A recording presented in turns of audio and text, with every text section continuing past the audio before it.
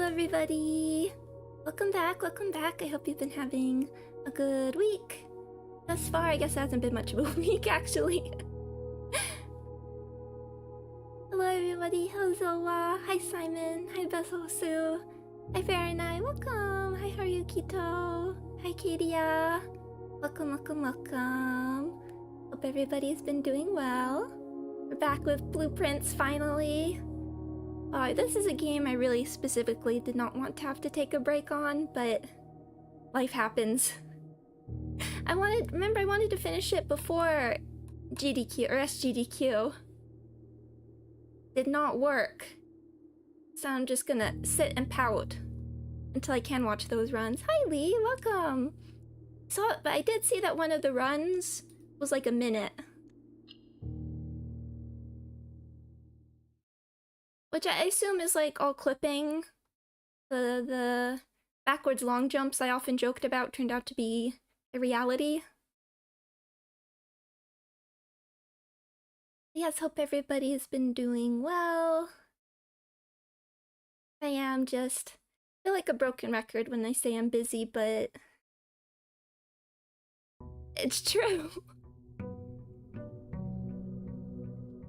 Was it complete at 0 presses? Oh yes, and Pan and Koek had a new video.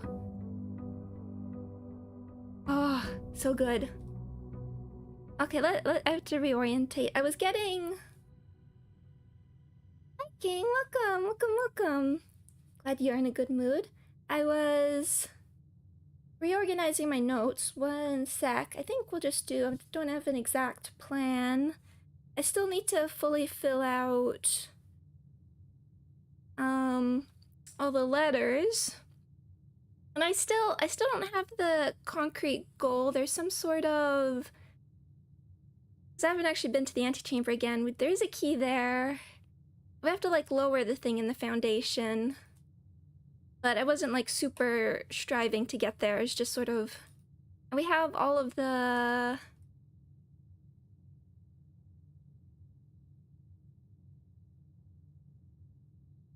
all of these we have all the permanent additions. There's obviously stuff going on with Blackbridge Grotto, which I couldn't really figure out.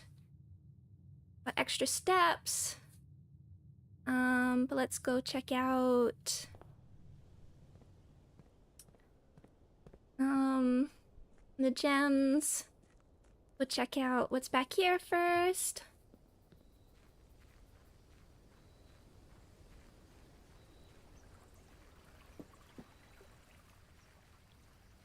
And the problem is I won't be able to remember exactly which books and everything.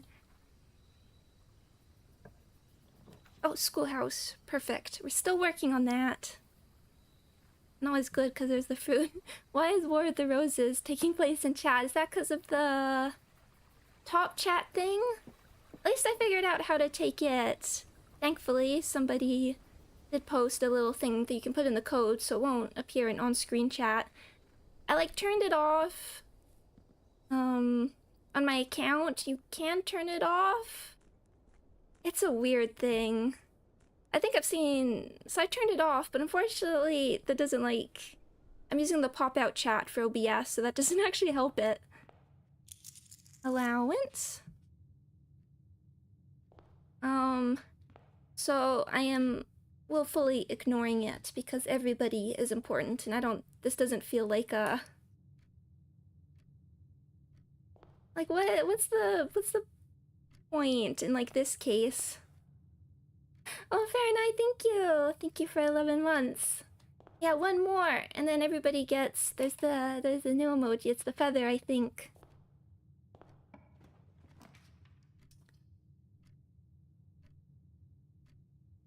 Library, always good. But we have like the reading nooks. We might just make sure, let's make sure we can get all of these open again.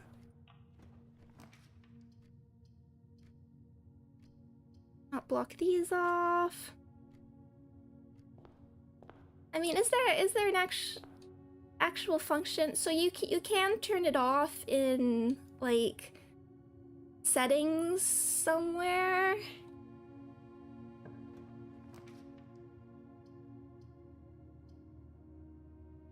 Okay, we'll do that one.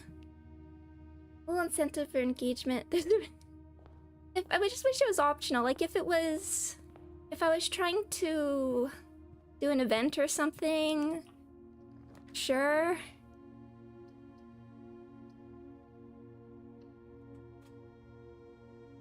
Grade 1. Okay, there's the apple. I can't remember what's the max I got to for the classrooms, but I'm definitely curious where it ends up.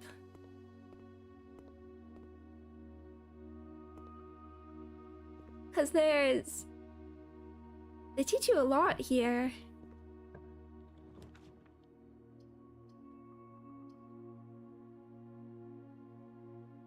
Let's look. Something without conference room.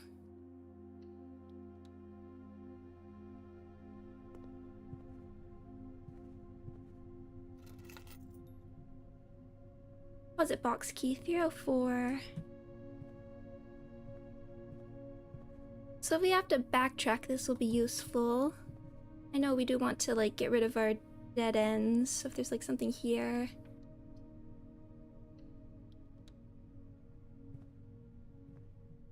Happily take those.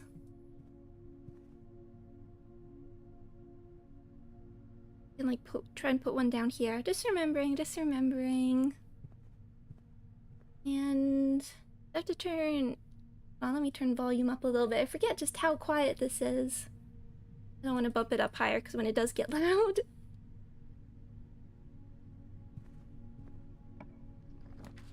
Classroom, parlor. Okay, might as well get parlor out of the way. Even though it's scary now.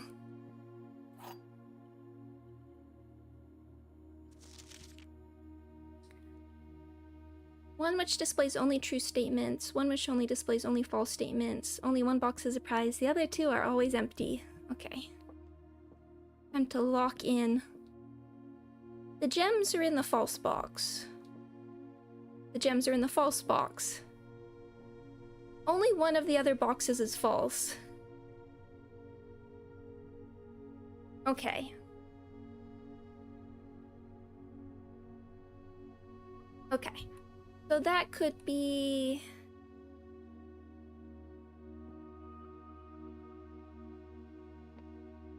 They're in the false box, and these are identical. Gems are in the false box. These...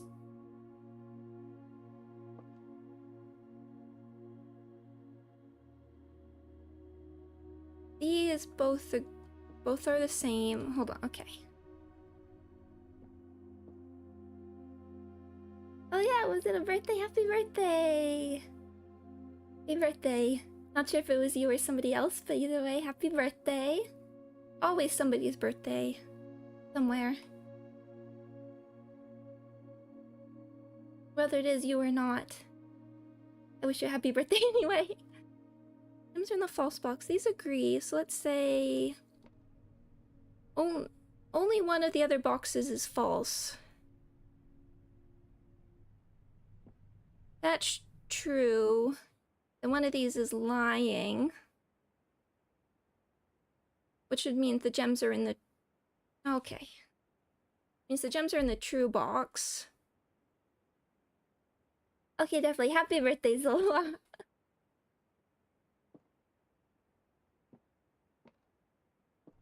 Maybe it is better to start. Only one of the other boxes is false. So if this is false, then these two are true.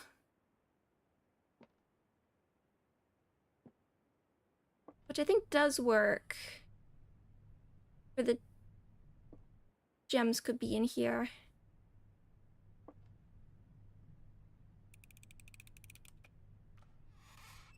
Yeah. And like, when they're exactly the same, I don't know how do you choose between them.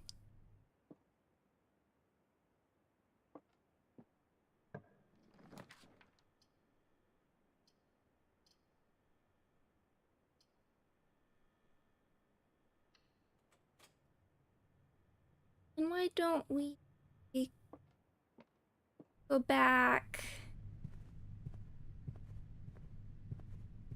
and just make sure, because we do have like the extra fruit today from the classrooms.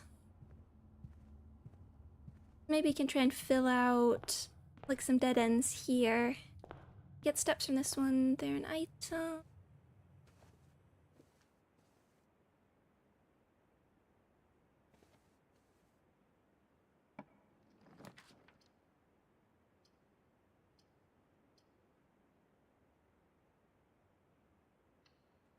Yeah, I want to save the gems. We'll take it.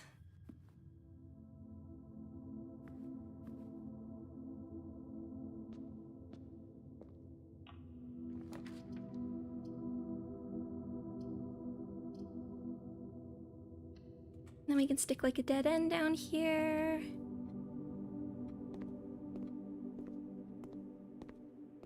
Some of these did have like extra, yeah, like extra stuff you can read.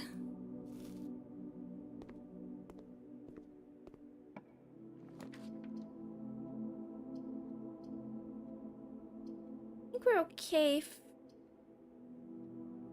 Steps now. Grab these.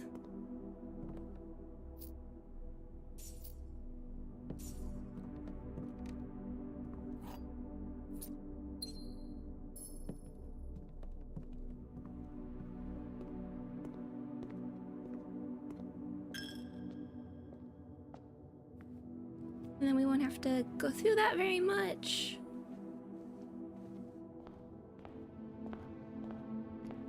And King asked about summer. I have to say it hasn't. I mean, it's definitely felt summery weather-wise, but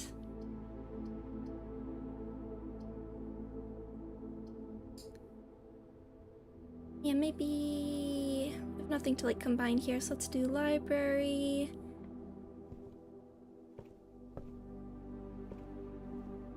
And then I can't remember what I looked at before.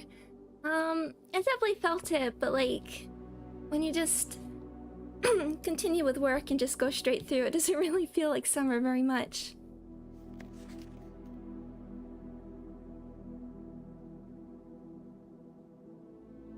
There's still, okay, there's still gonna be one here. We're still looking for 4. I think we've...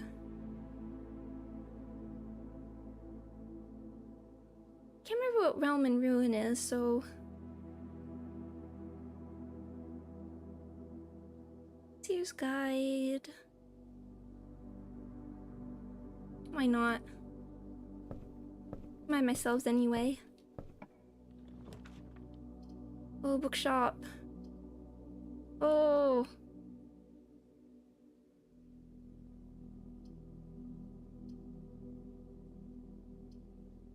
Not dealing with the weight room. Okay. Then we'll just... Okay, what have we got?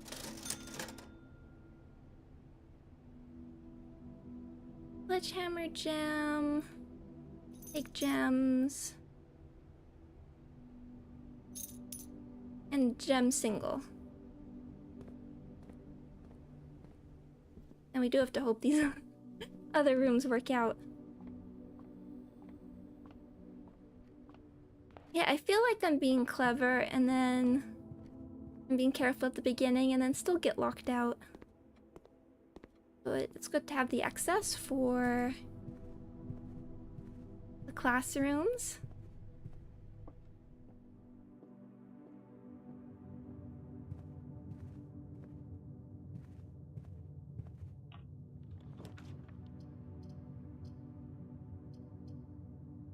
Yes, classrooms will always have the other way. Hi, doggy. Crunch and munch. Science is fun. What are they? Fluorine, uranium, nitrogen.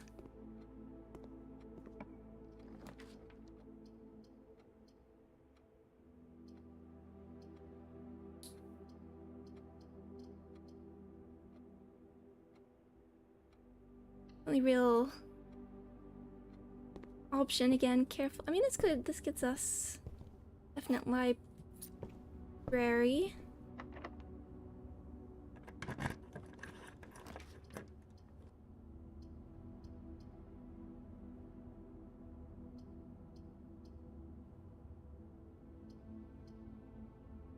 Let's see what we can get in here. Maybe we can get some dice or something.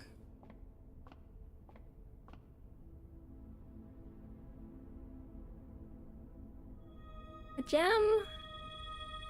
Okay, 4 doors. Good, good. Very good.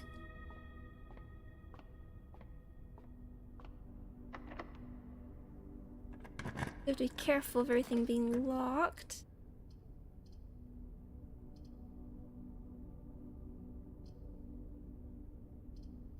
Wanna risk keys. Yeah, there's the one with the big map. When I go to the library, what kind of books do you look for? When I was little, I would always go to the manga section.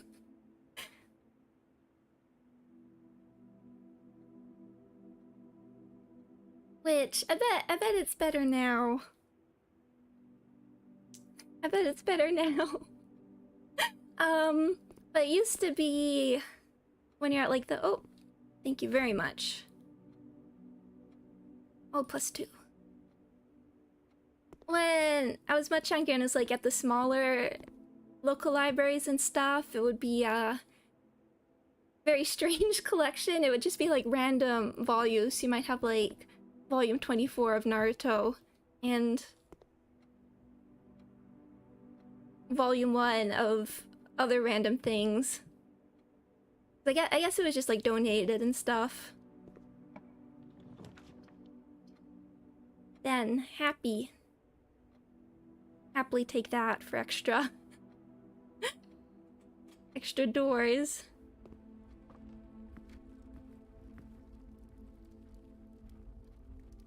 I used to also, I like to look at the like how to draw books. Now I'd probably go to like, now I'd just wander.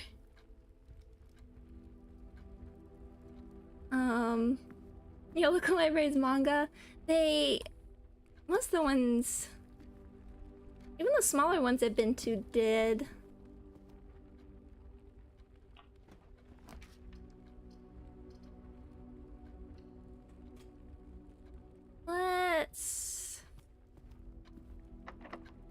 Yeah. Don't have a lot of leeway.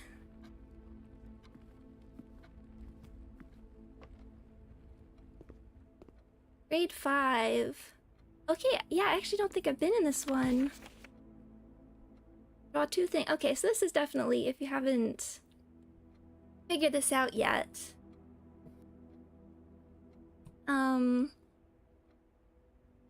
Definitely helping you. Oh, art class. You don't think you've been in grade 5?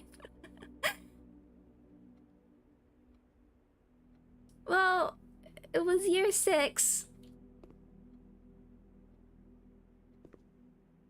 when I did it. I haven't been in this room. Pudding or flan. Bar. Plain. I wonder if, oh. Where are we? I'm gonna double check. Also, now that we're getting a bit higher up. So 4 down. 1, 2, 3, 4.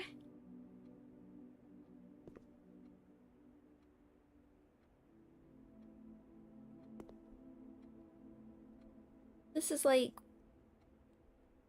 wheat and weather.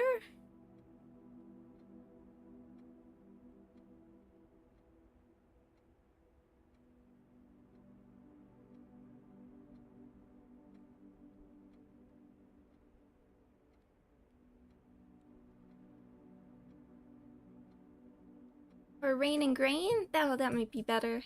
This will give me G.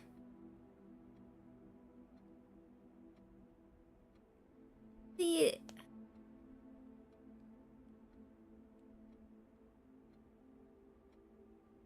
question mark there. Some of there's still one of the ones where it was like the chart, which really threw me off.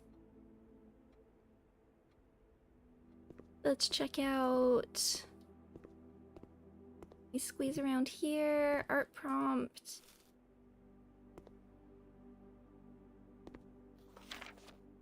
Draw two things that share all but one letter of their name. And what have we done? Oh. How can you get an F in art class? Tooth and two.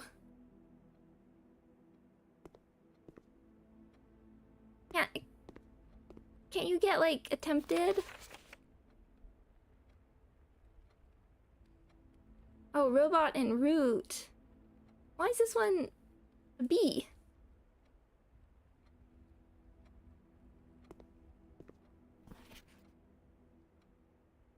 That one a B, and is it because B's in the middle and this one's like at the front with acorn and corn? Mysterious. Sure, this is the key to everything.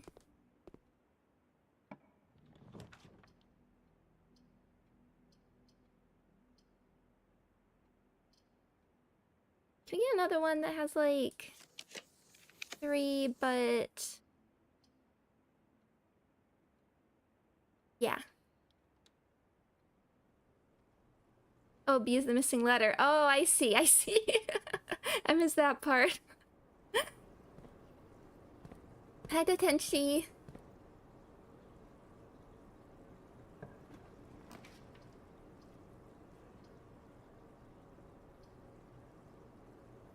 And rotate. That is kind of useful. We do have a lot of. I'd rather not go into. I don't even know if we've taken it.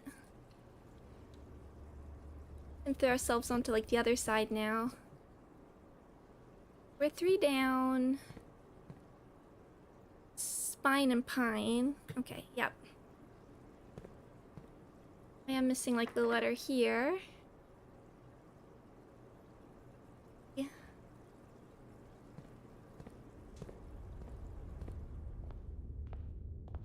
Hope it's not gonna be like oh wow. Can rotate, but only if you have like a secret key or something.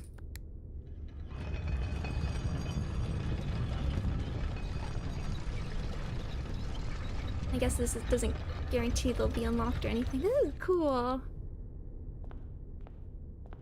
Oh. Well, let's rotate again, see if we can.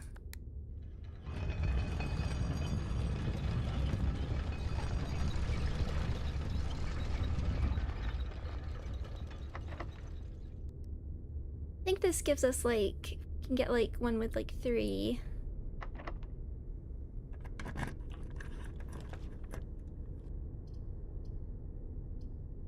Well, I mean, there's the weight room, but... Oh, rotate floor plans.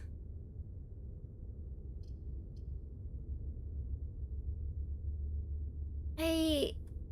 Law gems, but...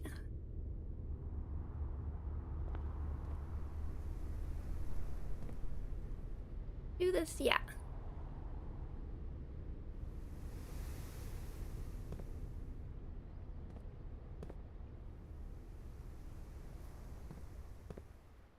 Like there was an inscription, but I think I did check and it didn't change.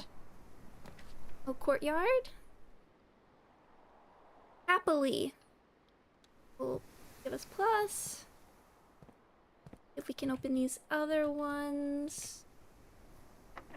Locked, okay.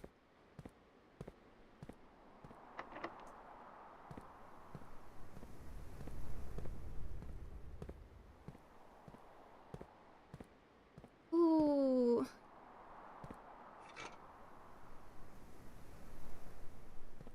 Cute. Maybe we can get something like an old shoe. Exactly what I was looking for.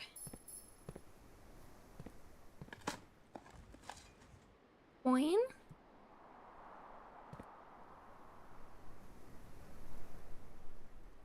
The one going down.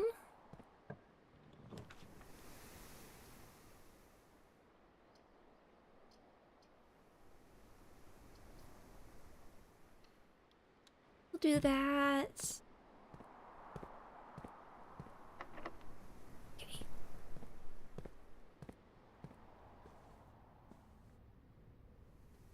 Ooh, purse.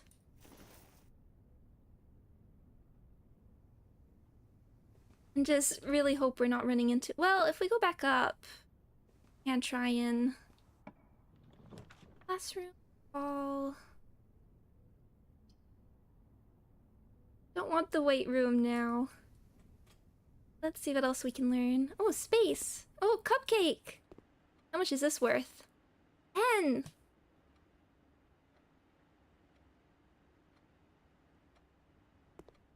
History. History is penned by the victors. Not untrue.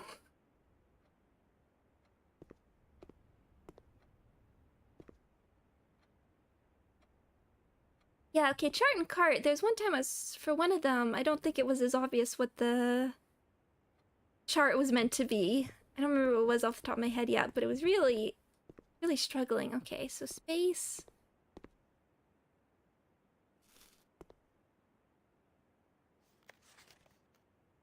History. Oh, okay. History worksheet, multiple choice. Who was crowned the first? Who was the first crowned ruler? I'd have to consult my books to go back. This is not the one to do after a month. How many sons? 16-6. How long did the War of the Fifth Era? Which realm did not ally with Fan Ares during the war? Which flag was forbidden to be flown at full staff after the war? Okay. But we can just cheat off a kid. But you're not telling us which one is wrong. That's kind of fun. This is here for the VOD. And figure it out. Oh, they all 4 out of 6. Okay. We have to figure them out from this.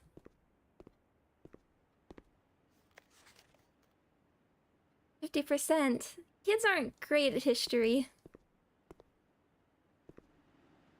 I had to make a spreadsheet exactly. Hi, come stranger. Oh, next slide. Okay, good.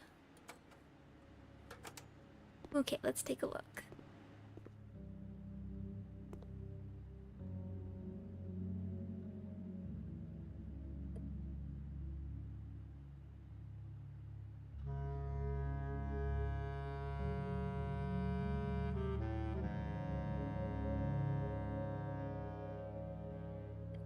Just having a sip of tea.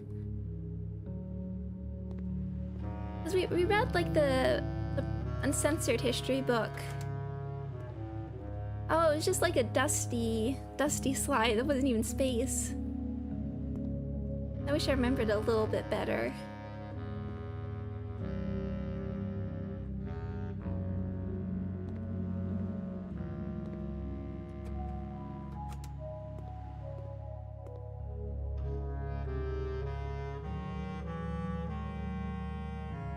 Almost like the famous Napoleon painting. The David one?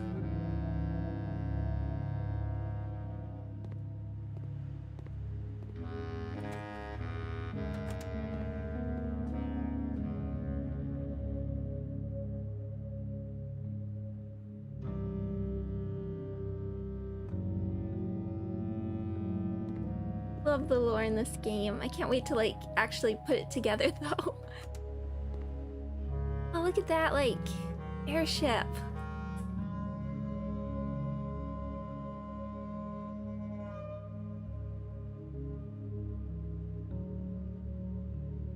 I'm distracted by it. I assume that's for decoration, but it does look like it has a giant laser cannon in the front.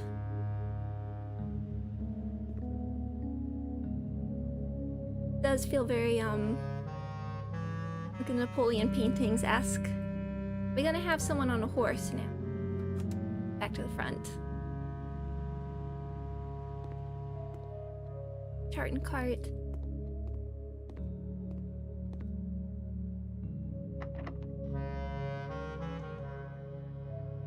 Okay, so now Now we dig.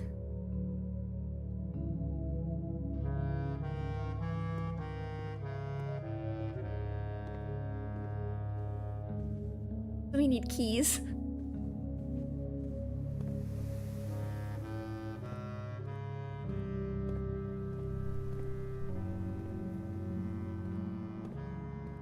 Lower this thing. I thought it was the button here. Oh, there we go. Key, please. Nail. We could maybe a lockpick. Nail.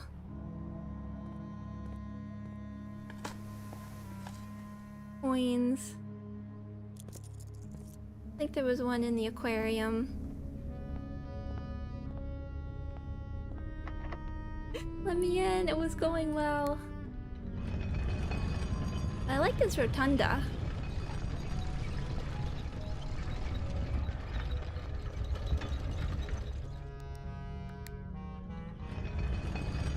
I was quite scared when we first walked into it that it would be like you have to pay coins or something. Gems. E. Turn up. Really have to. Okay.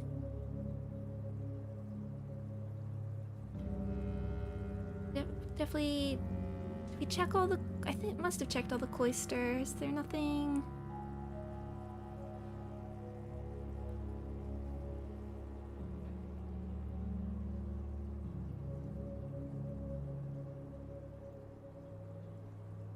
It started okay. That was a good warm-up run.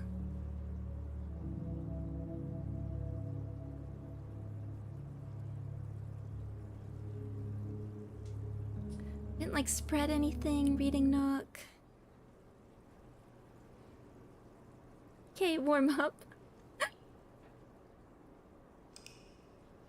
We got further with the classrooms, which was one of the things I was particularly looking for. What did we make? West-facing campus.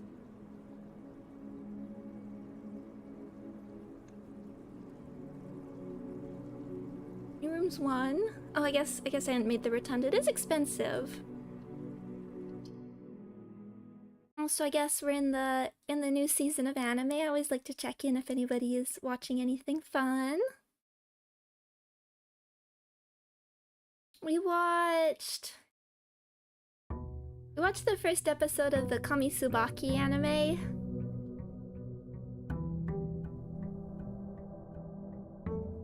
Very cool to see. I mean, I don't know if we can't actually. Let's take the. I'll take this first. If Kamisubaki themselves consider themselves VTubers, they were watching it and I felt, I think I'm missing something, and then it turned out there was a prologue episode that I missed. Has a strong aesthetic though. Monkey. And then Secrets of the Silent Witch. Really like that so far. We only watched 2 episodes. Tomb. Yeah, let's do shelter and get the gem thingy. Oh, and we can do we can access stuff. Yo, in red letters. Only got the one. Okay.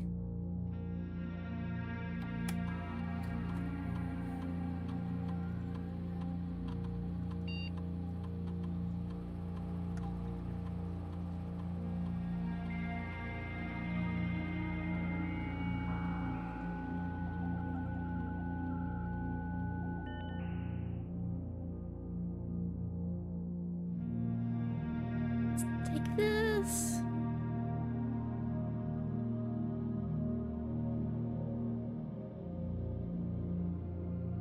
Blackbridge connection. Because it sounds so cool. Hi, Lem. Welcome.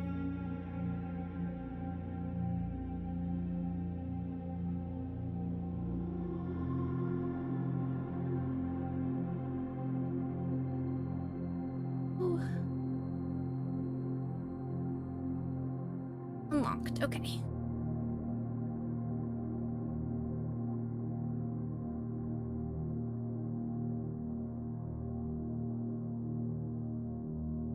Double checking. Okay. Good. Starting off strong.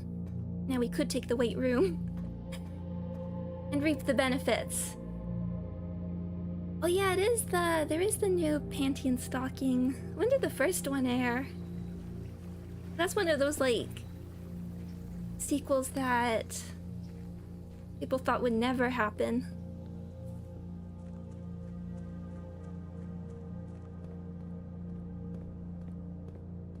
I think you can be a passive anime fan. 10 years. Oh my goodness.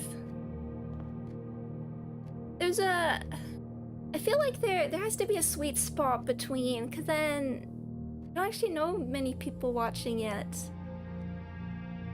I feel like there's a sweet spot for like how long you wait for something. Because you wait too long and then you sort of lose the hype.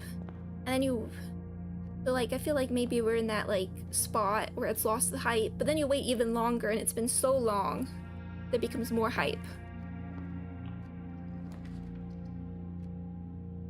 Or maybe I should save Den, but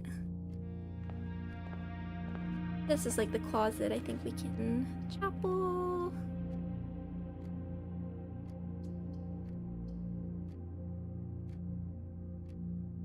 I think we can mostly avoid it. Oh, Silk Song. Season 3 of Harley.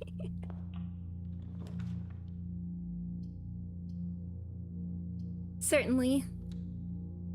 But Secrets of the Silent Witch really feels like something that was designed for my taste. I'm gonna save the gems for now. The closet.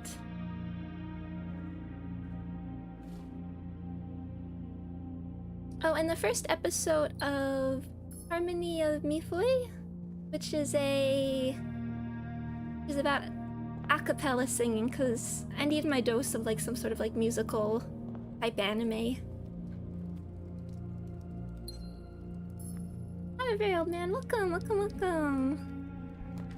Smith, reading nook. Get the key.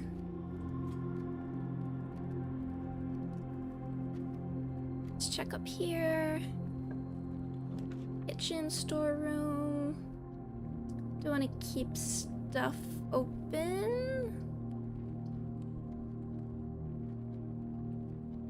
Oh, the chapel from the other way, okay.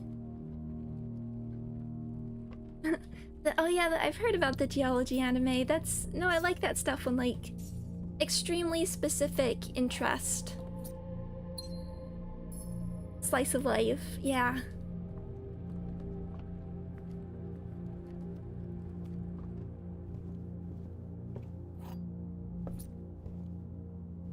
The library and cellar.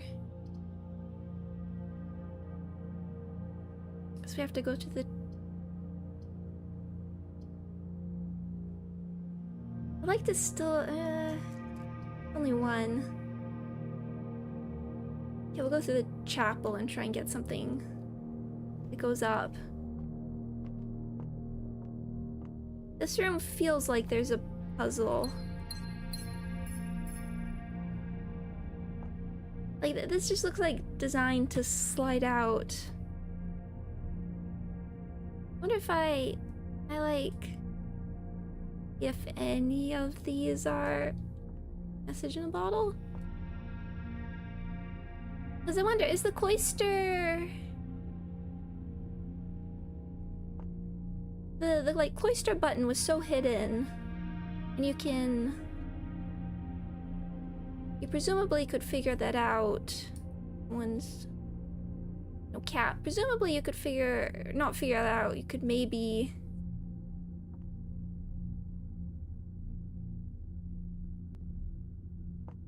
The room looks like the walls are gonna slowly start closing on you. As long as we're not getting bricked up. In this wine cellar.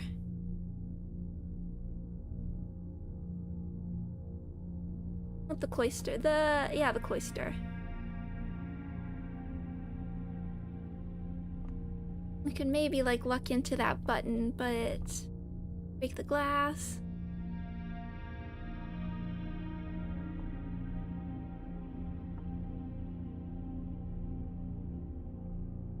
Maybe there's something about, or like a grander puzzle, having this sort of crest here.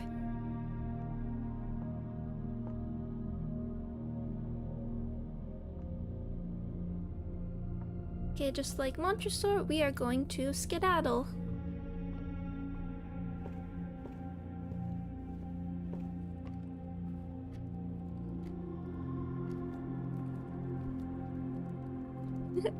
Hi, Dad Quixote. What is Blueprints about? Good question.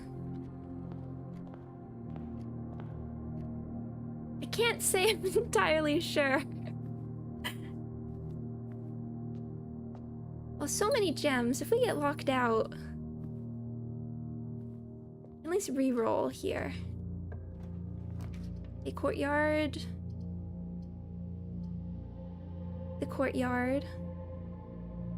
Again, I wish we could rotate you.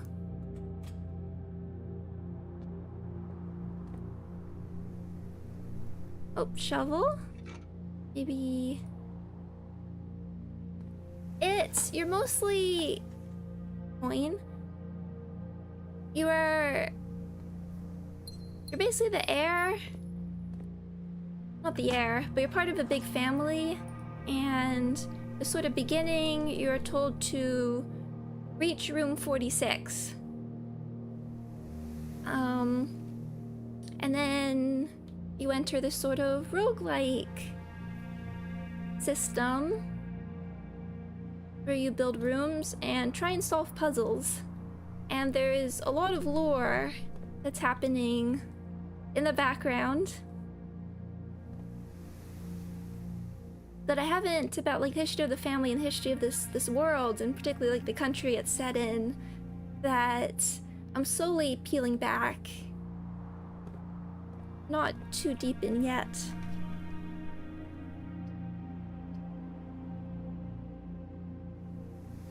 I think we're...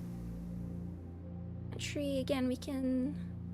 This can re-roll. Very nice! Have a lovely night! Thank you for joining.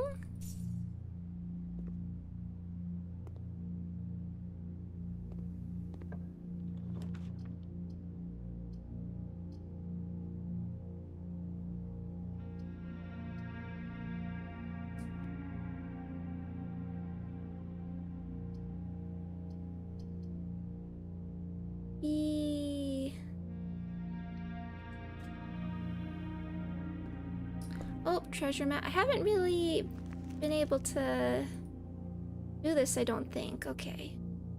We need one with that we could, like... Something could be buried here. I'd really like to be able to do that. But it depends on multiple things. So, ruin. Oh, yeah, I don't know if I've read this. Okay, oh, interesting. Interesting. Okay, let me have a sip.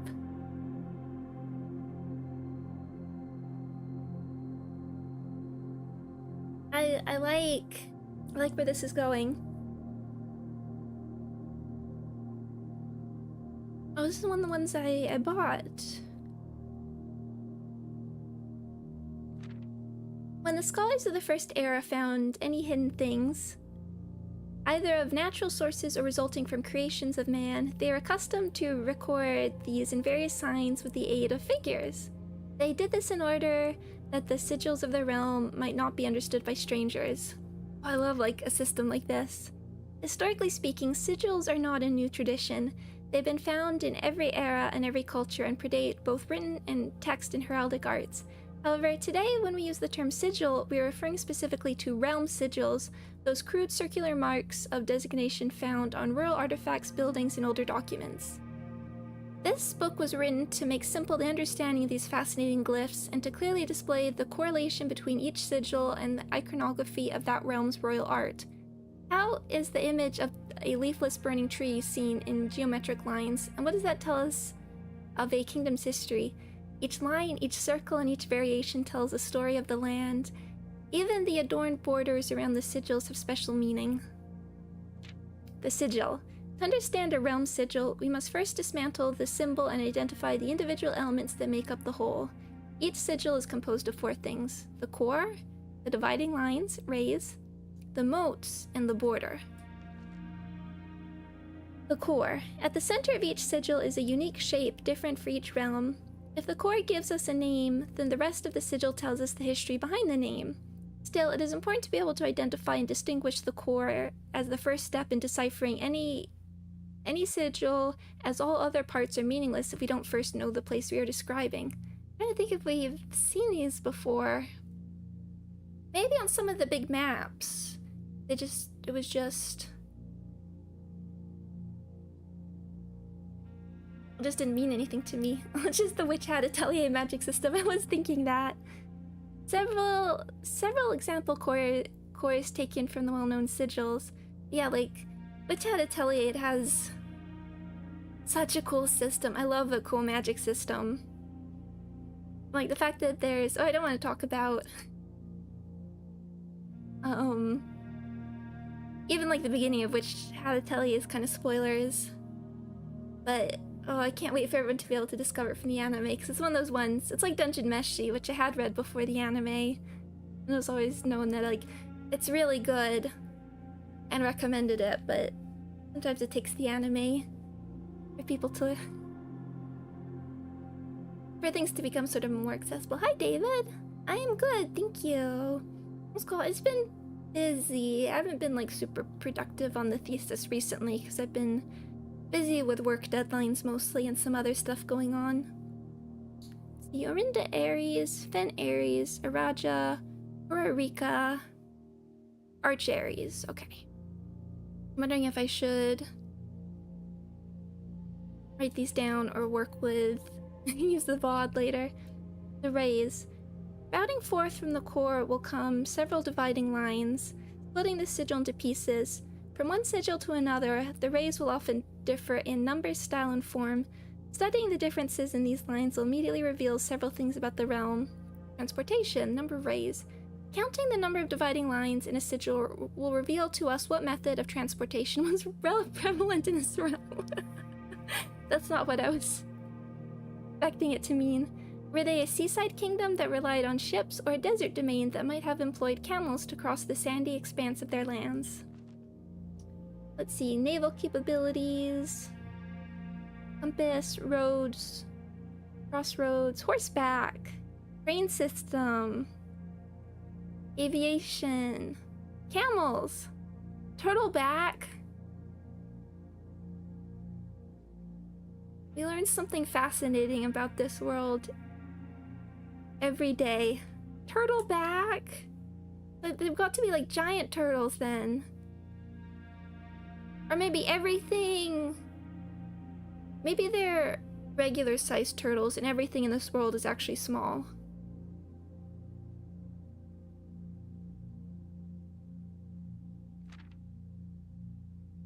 Weather, the style of ray. Identifying the style of the ray used in the sigil will show us what weather the kingdom considered native.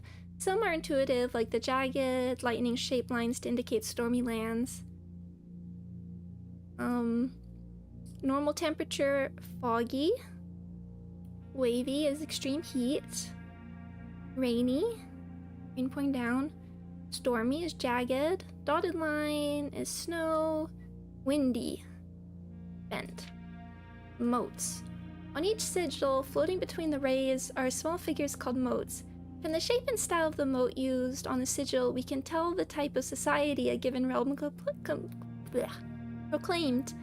If they considered themselves mighty in arms or blessed by artistic and economic fortune. So we have tribal, agricultural, martial, metropolitan. I guess this is a building, but my instinct was like a document icon with a folded over piece of paper. Academic, industrial, spiritual, poetic. The border. Around each sigil is an adorned edge serving as a container for the information within. There are 8 different borders, each one corresponding to a different color. These borders always correspond to the banner and national colors of that specific realm. Black, red, violet, pink. Things like the gear type. Green, yellow, orange, white. Putting it all together. By studying the core, rays, motes, and border of a sigil, you should now be able to unlock the meaning behind what had previously been an undecipherable enigma. Fen Aries, the Grand Realm, transportation, weather... Okay.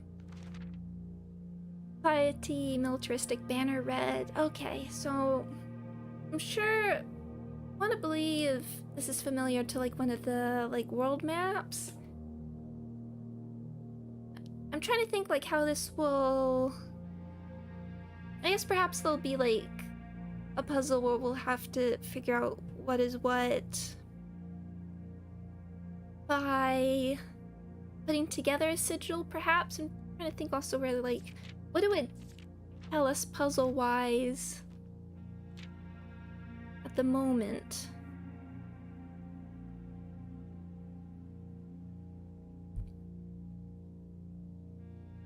Like, what kind of... Like, I'm trying to think of anything that we're trying to figure out actually requires this knowledge, and... I mean, that's part of the thing with the puzzles here. You just... Sometimes you just don't even know what you want.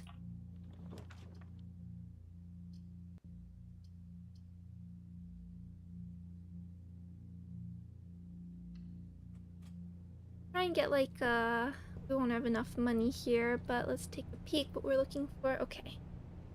Oh, we can get Drafting Strategy Volume 4. A new clue, Curse of the Blackbridge.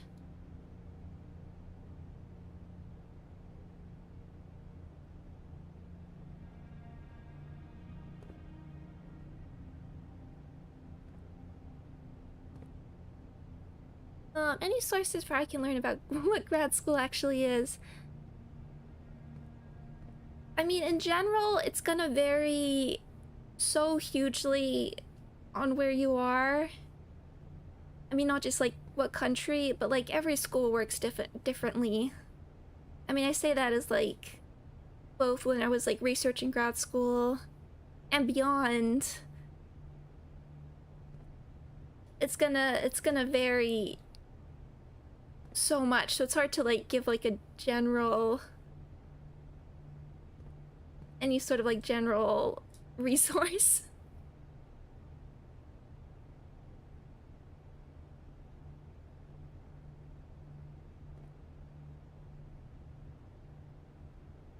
Oh, I'm like a Terry Simpson joke.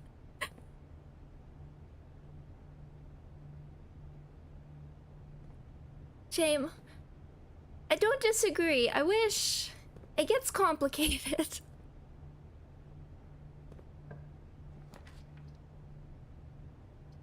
Okay, we can do... we have a lot of gems.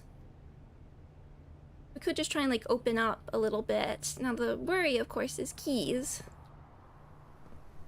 Now, let me...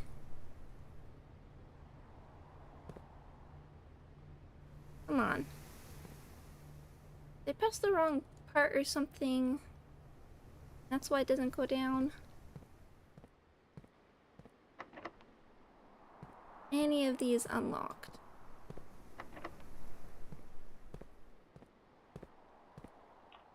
Okay, you are. So which were you?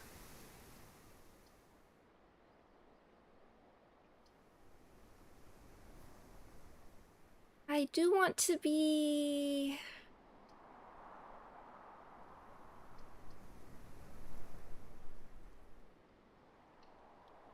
careful. Just for the moment.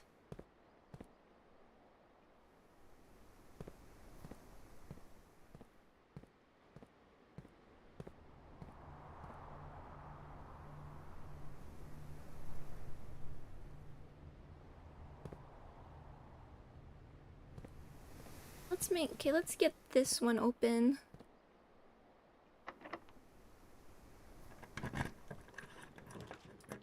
passage.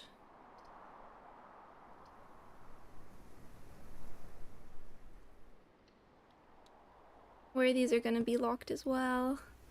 Already done this.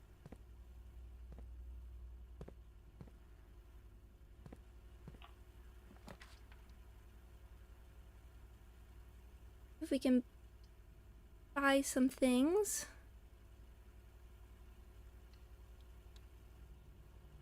I feel like this might be locked as well. Okay, no, we're still okay. Spare room. Okay, keeping stuff open. Now, I see running shoes, sleep mask. Oh, magnifying glass.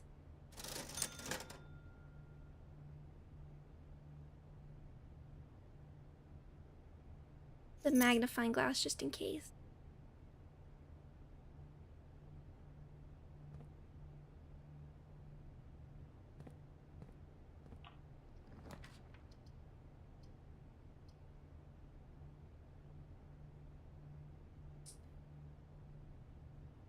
Yeah, okay, let's just take it. We have today. Do you have gems or keys or something? We have several things. Oh, key. Like an apple. And the twins. Okay, chests. Then it might actually be worth to grab the sledgehammer.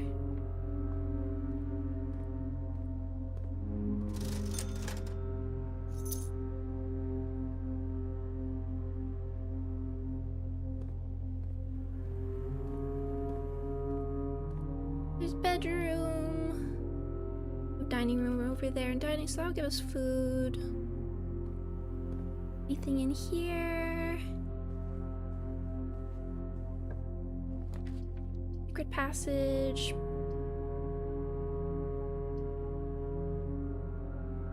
Let's do the very scary puzzle.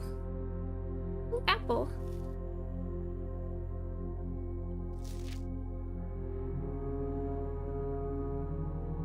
There will always be at least one box. Only true, only false. One box is a prize, other two are always empty. Actually, I feel like maybe I should leave the wind-up key so I don't do like an accidental click.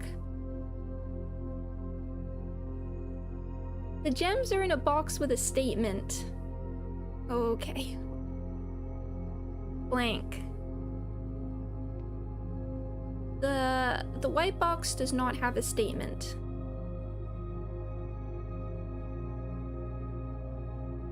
So those are both true. So that's false, so the gems are not in a box. The gems are in a box without a statement, so it's that one?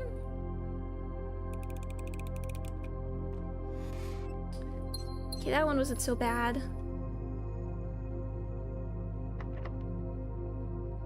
We have 2 keys.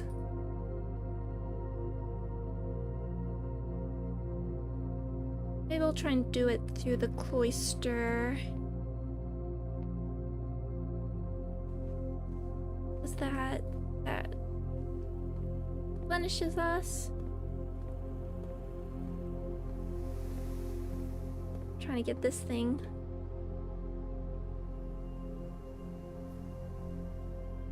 What was there?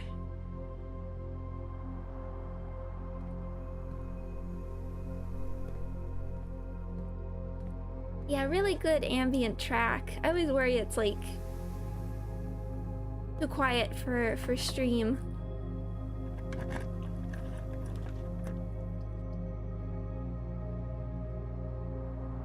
I think that is worth it here.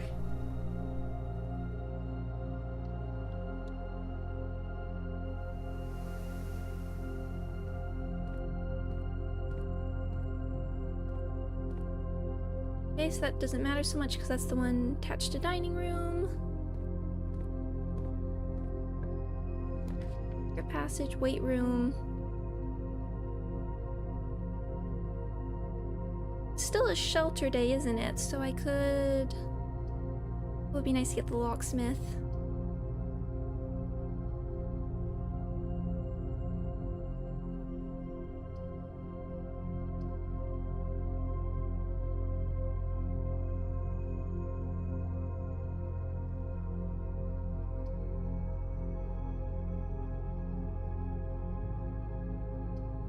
Still have a key.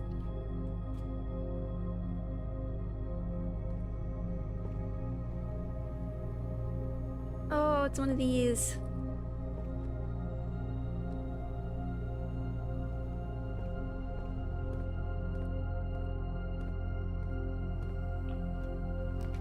Music room, breaker box. That would... Yeah, I think we will do that.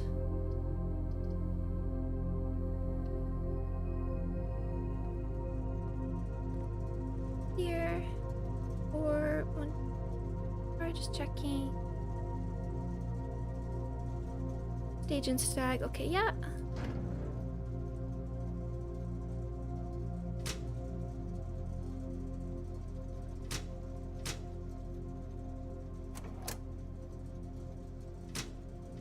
No, you. Okay. Cabinet. I don't think we've figured that out.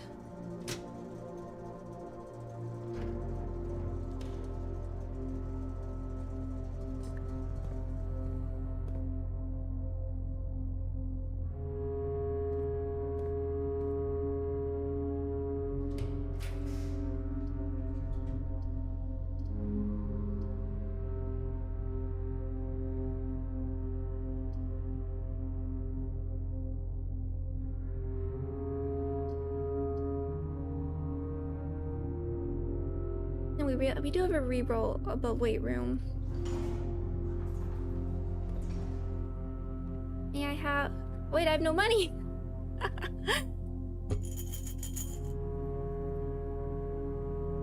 wasn't thinking. Very dangerous thing to do. Not thinking. Well, we can come back. Dark room, hallway, hallway, good.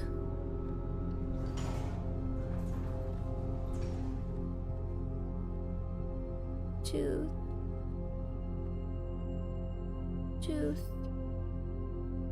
I guess. One, two, three.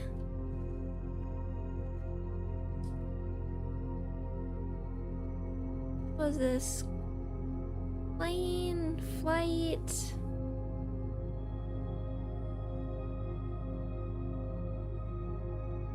Paint, painting, globe.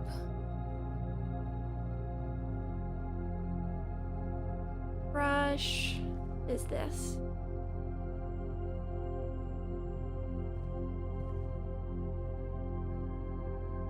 Flight, fly.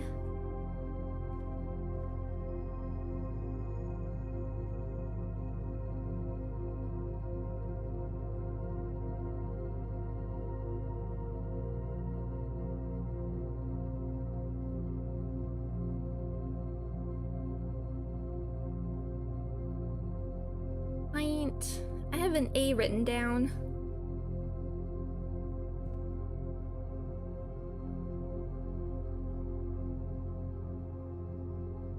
Could be plane and planet. Oh, I like that. Thank you, planet. Duh, globe.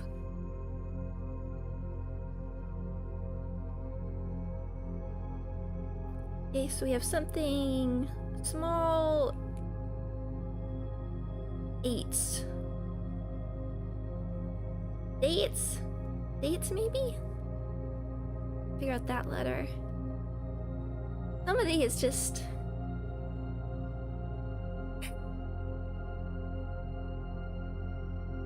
either they click or they don't. Okay, not unexpected.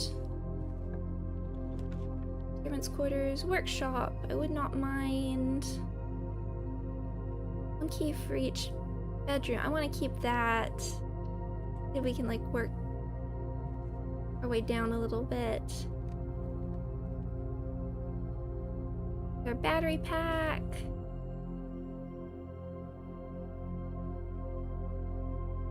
Hey, that makes sense. So let's again look at what's in this one. Let's see, we can do like something we could do. Double battery pack, what does that get us? Oh wait, we need a third thing.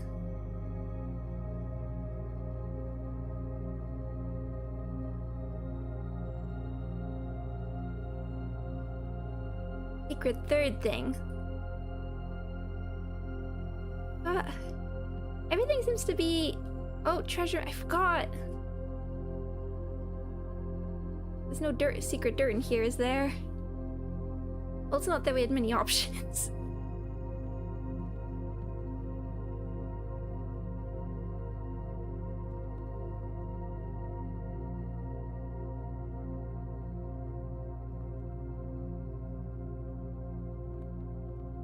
Not in here secretly, whatever you are in the treasure chest.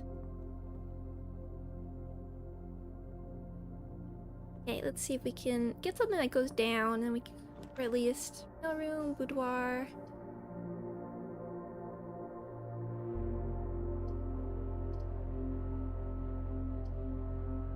Now let's just press E when it pops up. Well,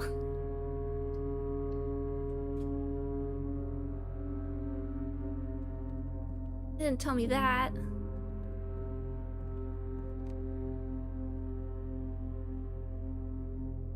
Like the spot.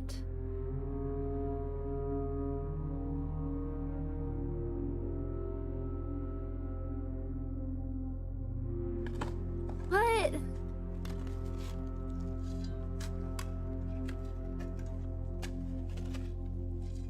Why? Really assumed you needed a dirt spot. The lost coffers of Mount Holly. Well, we can afford keys now.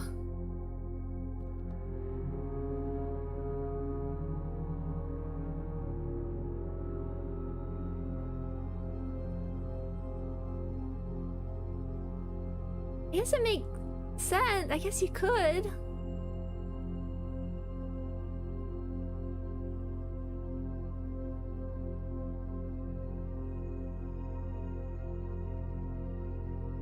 I guess we will want to double back at some point to get to the dining room.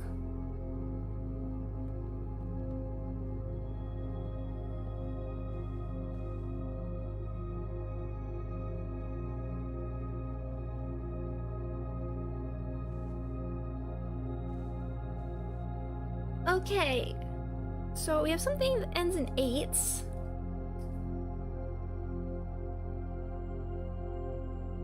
Wheat, stock, plant.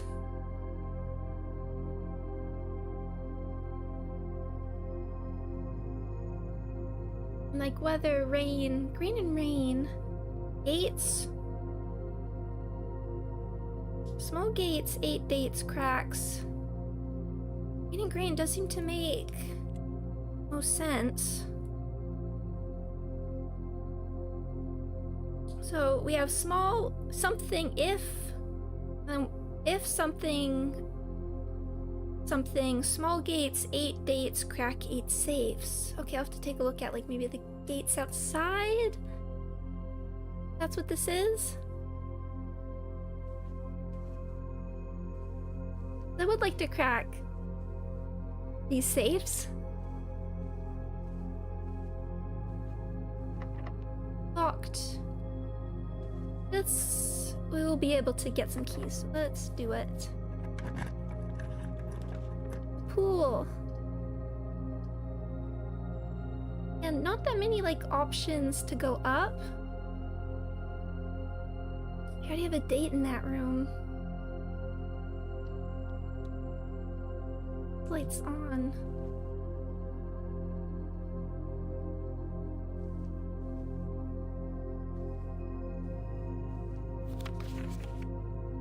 Christmas. It's Christmas.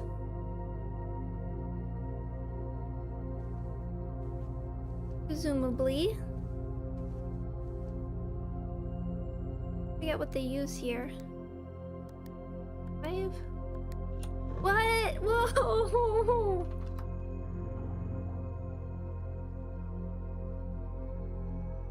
Hello?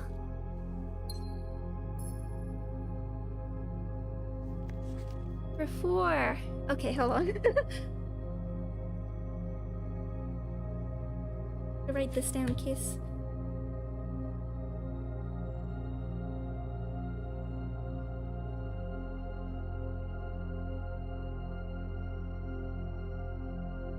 $25. What? Herbert. Actually, let me have a sip first.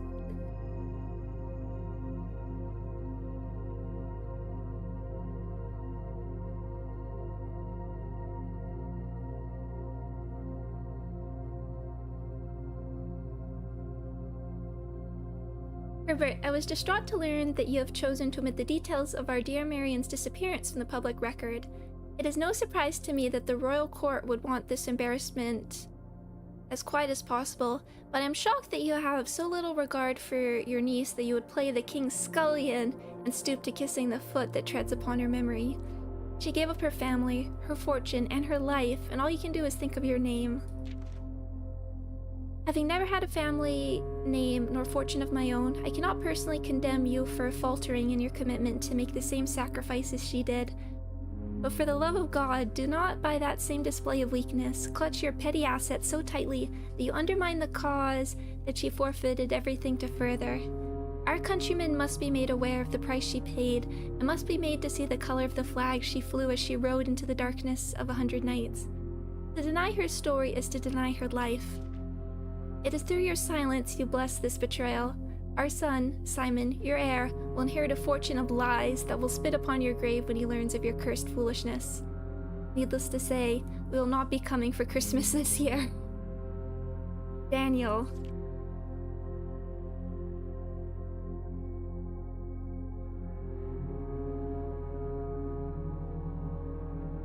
Just writing this down.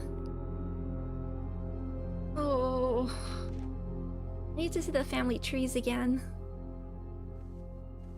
So now presumably we can get a gem every time. 2 of them! I have another one! But then, small gates, 8 dates. Okay, I have to figure out what it means by small gates. Again. Oh, thank you! I do have... That's 1128. Use that one.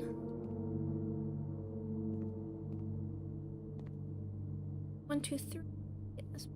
Spine and pine, yes, that's an S.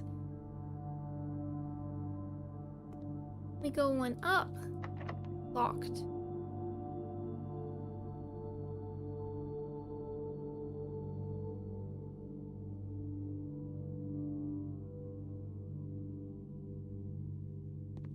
Just see if this... Nope, for archives.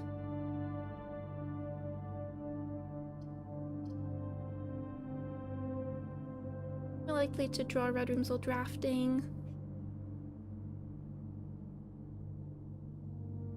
One reroll. Let's just get this out of air.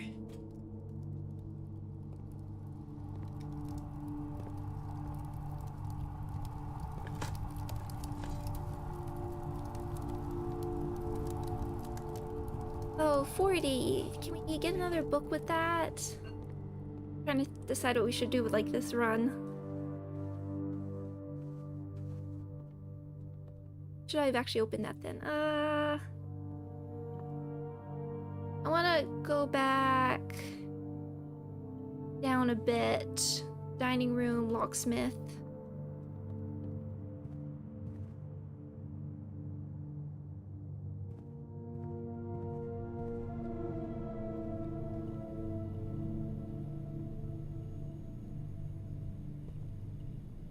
The passageway.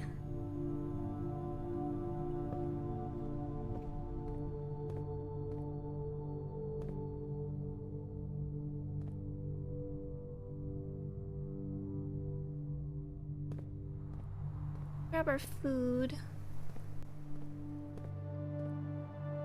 Thought we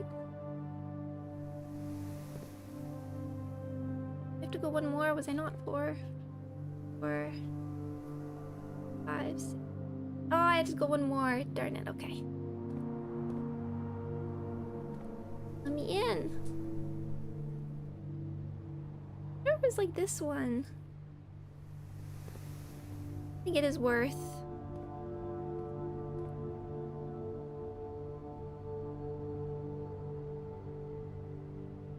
Blue.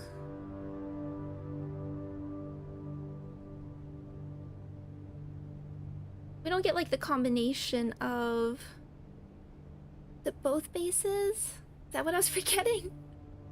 We don't get the combination of these.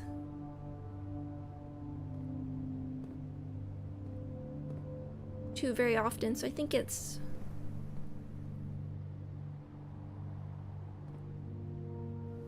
thank you.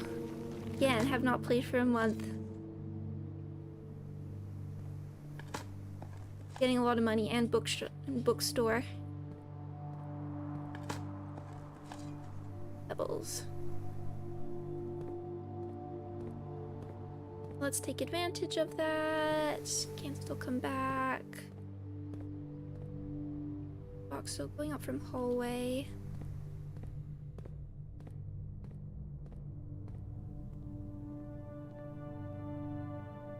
Is 1, okay. Special key lockpick kit. I'm pretty happy with the day at least. If you can get a good room here.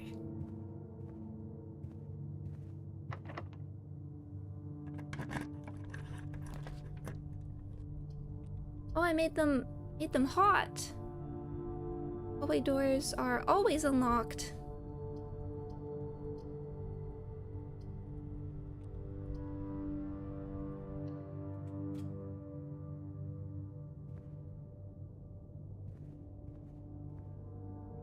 This feels like a 3. Yeah. This feels like a puzzle that I don't know how to do yet. Thomas Sinclair.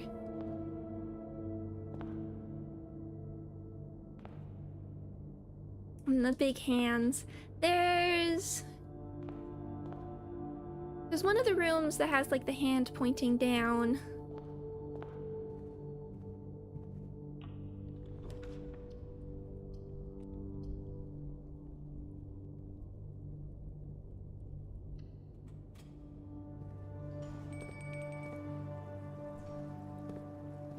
There's you. We still have to figure out there.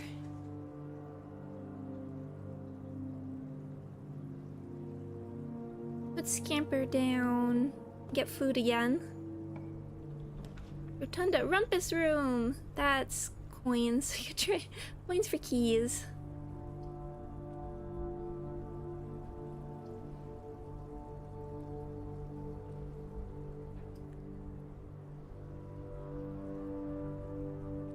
Or I guess coins for gems.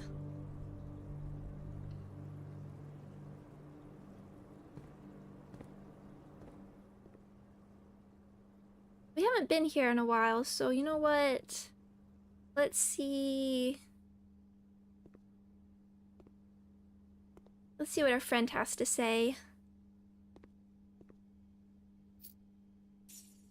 I double check the letters here. I have oat and bat, okay? Okay.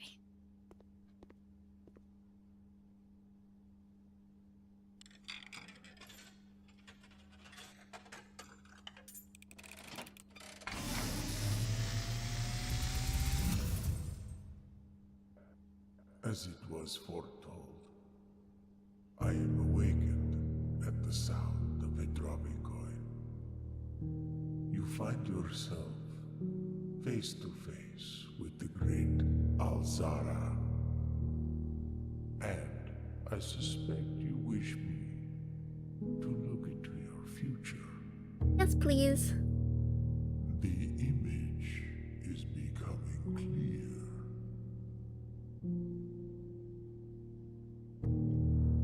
I hear the pattering steps of children running in the forest. The joyful echoes of laughter in the courtyard. I see an old man sitting in an even older chair.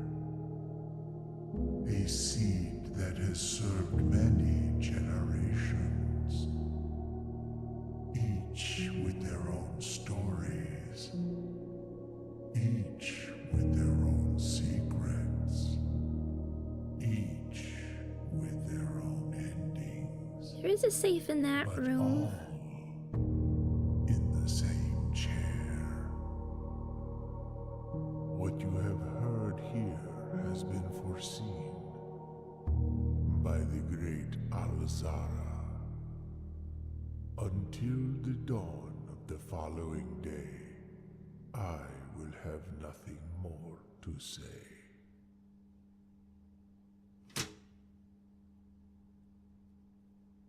And Nagitona. There's still aspects I just haven't figured out with that.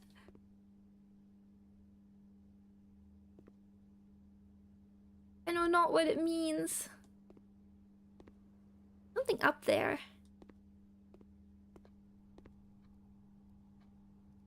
This feels like a place I'd find a star bottle cap in Fallout. Let's see.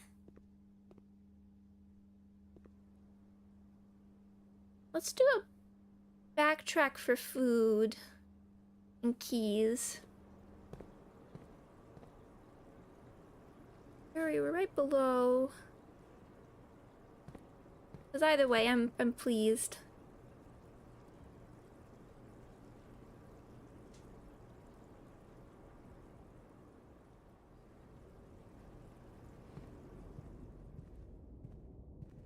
In Arabic, Al-Zara essentially means the radiant, which is funny considering it flashbangs you. Neat!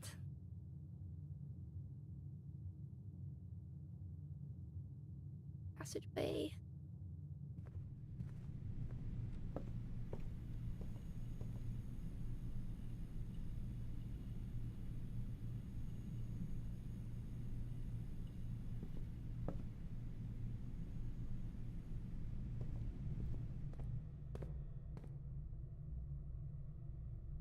Just being careful.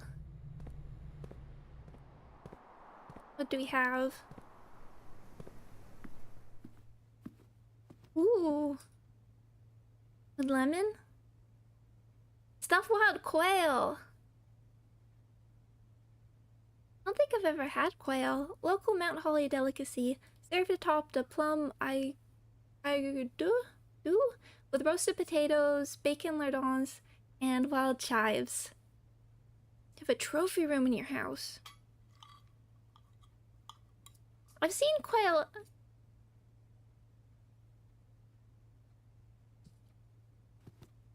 You'll embarrass me, chat. I've seen quail eggs at the store. I've always been, at like the supermarket, I've always been like curious. They look so cute.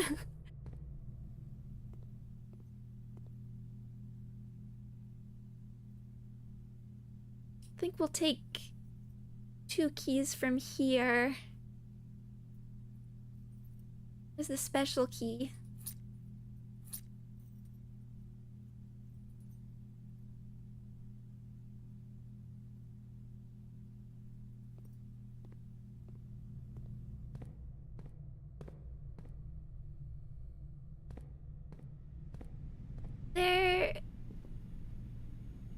They're very cute and speckled.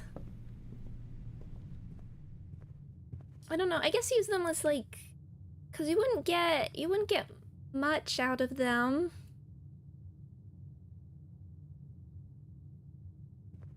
We go through the dark room. Is that also locked? Also that way? We want to get to that place. Let's.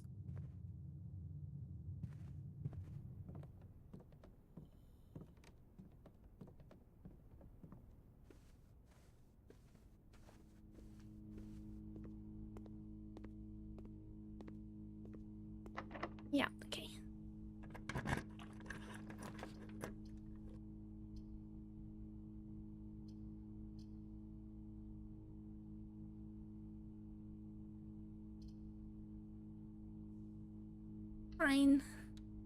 It is steps. Oh, is that a gem? Nice, okay. Did want that.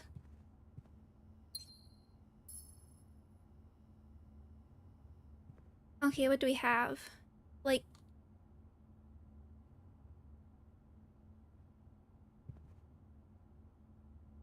Was that like crate? We do want to figure out...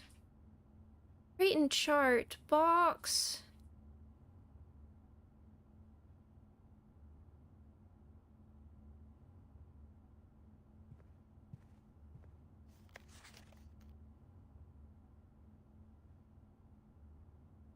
Oh, an ostrich egg. Yeah, those are big. I did watch a video from, like, Bon Appetit a while ago about cooking with an ostrich egg. I don't remember them liking it very much.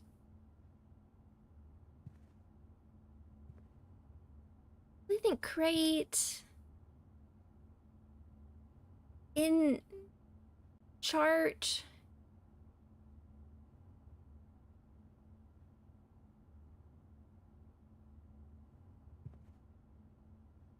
Bar chart, incline, interest.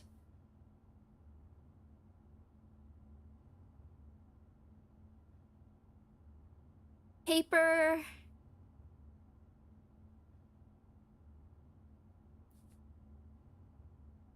Look at my notes if I have anything. Oh yeah, I have like I have this partly written down. Box, crate, and chart.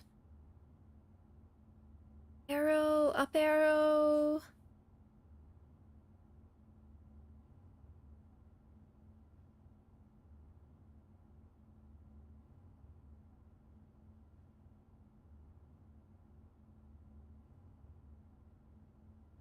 Box and crate, cube.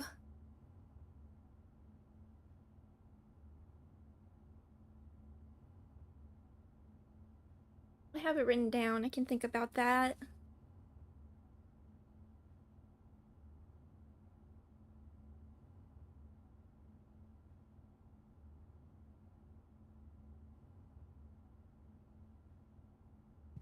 So now...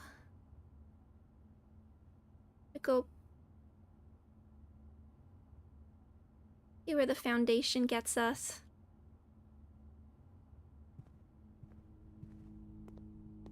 Looks great. Chart. Increase, incline.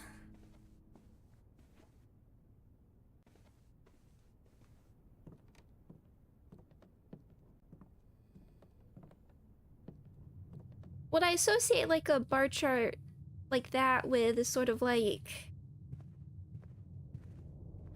particularly when you see like business meetings in a movie, there's just people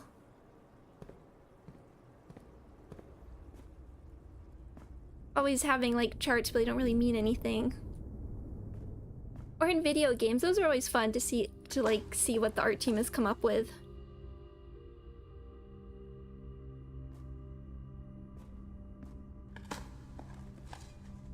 Sometimes if it's completely meaningless. Looks like I did write it down, so...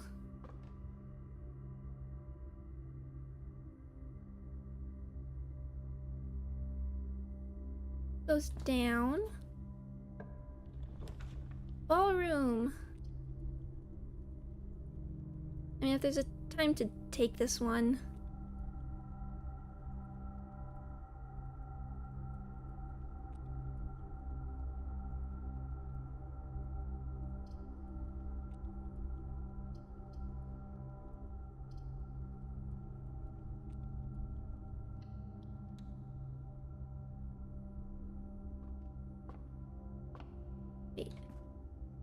Here, so we have the lever thing. Does that... Where...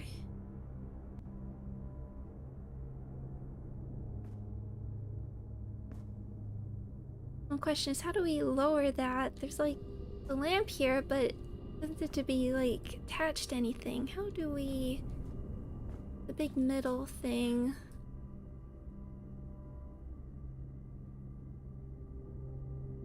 I have no I have no double jump. What am I to do? We haven't unlocked that yet. Excuse me? That foundation is in the worst place possible. Oh no.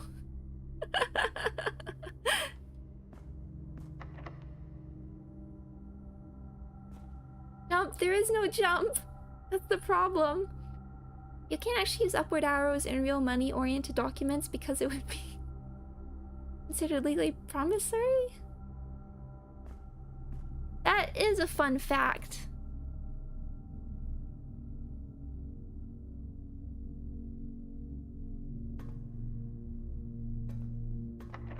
Locked. Guess I'd rather...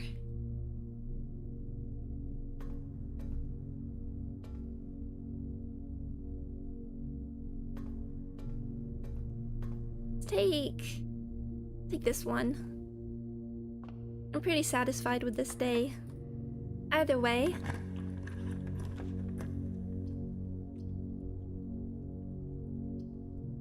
The drawing room. There is a... So it's interesting seeing that... So it's still like hot over here. So I guess that's what you need to do with like the frozen rooms. Frozen rooms.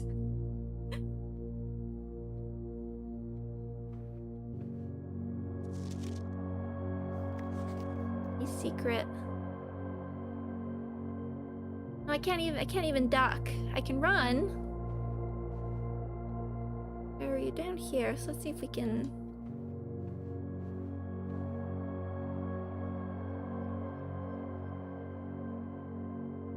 This just T? Map and... Or plan and plant? Yeah, okay, T. I don't know what this word is. If something... Small gates, 8 dates, crack 8 safes.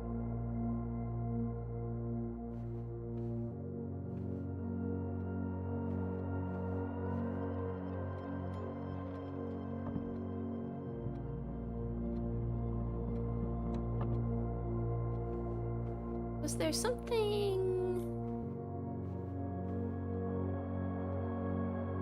Like, that's that hint.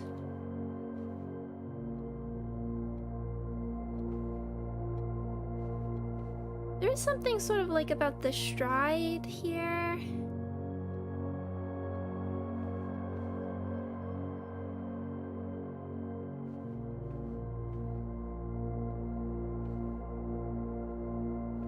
But unclear.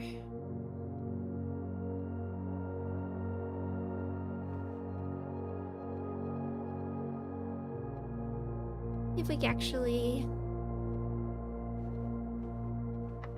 Locked. Probably locked. Yeah.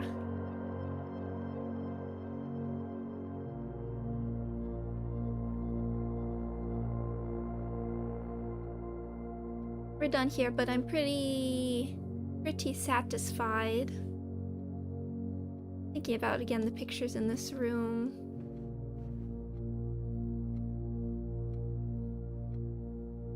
There's something about like stride length, step length.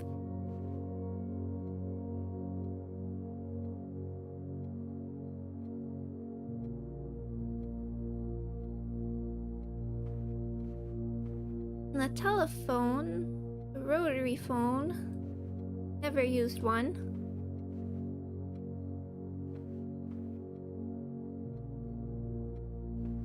But now it's talking about the gates. Curious.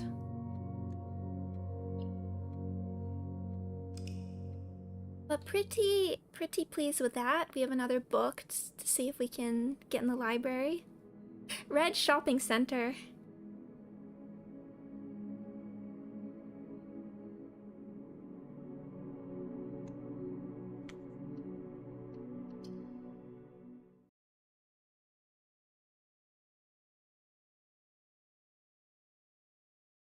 We see we can become a Uma Musume stream again.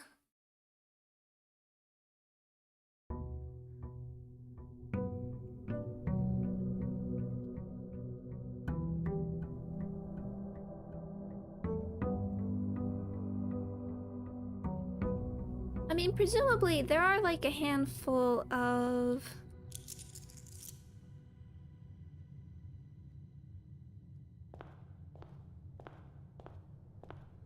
There are a handful of... Actually, I forget what I was gonna say. Like, just dates I've written down that presumably, now that we sort of know how one works, I could just try some of these dates.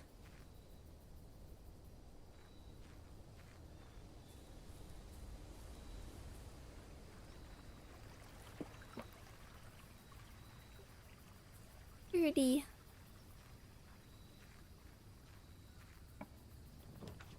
Shrine Trading Post Schoolhouse. Do the Schoolhouse again, just cause... Oh, is that a sledgehammer? I will take that. Double checking.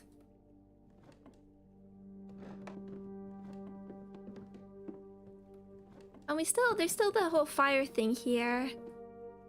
I think we just need one more, and I assumed it would to be like with the Blackbridge, but I wasn't really sure what was going on there.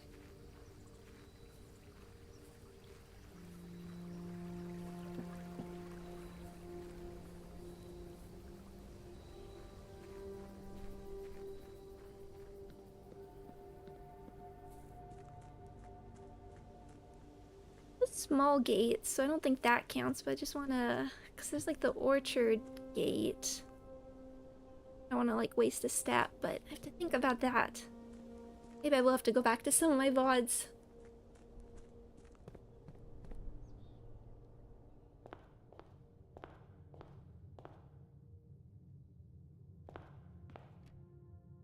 But now I'm excited. There we go, another letter. Library. Eating nook. Spare room here. Last time you sidled?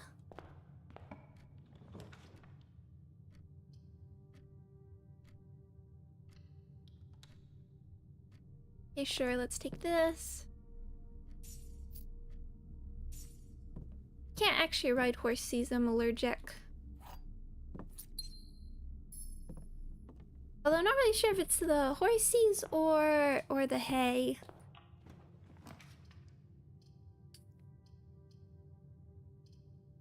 Yeah, let's work on getting gems earlier.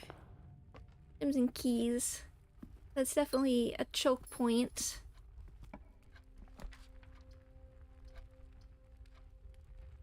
Gems for sale. Save that. Again. Okay, here we go.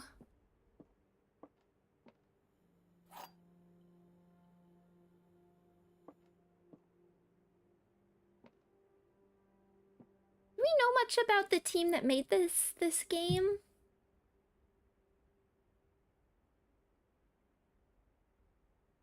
Is it like a new studio? Because they're definitely gonna be like something I'll be interested in whatever else they make next. The black box is black. That is true. The black box is true. The black box is empty. Okay. This one's definitely true. So then it's just figuring out which of these is true and false. Let's see, the black... So this is true. This is... The black box is true. If this is true, then both of these can't be true. If this is true...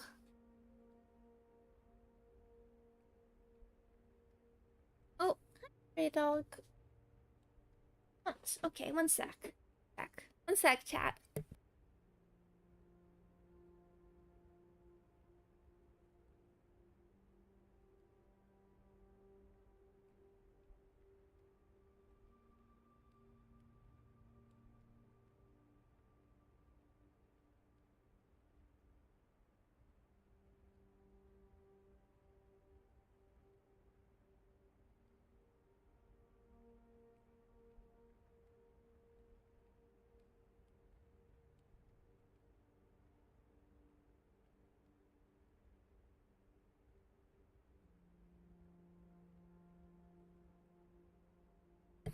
Okay, just making sure my furry dog had her food.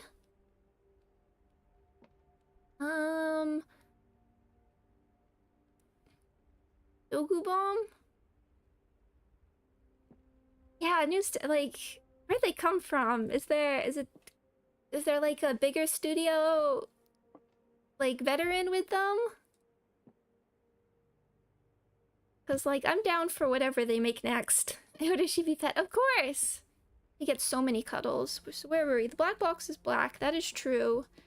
If this is true...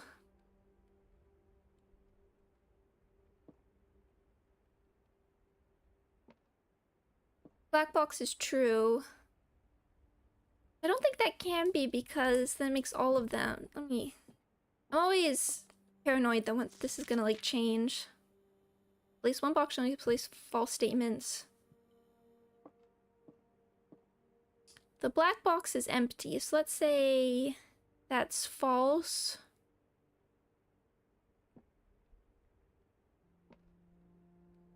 Which makes this false.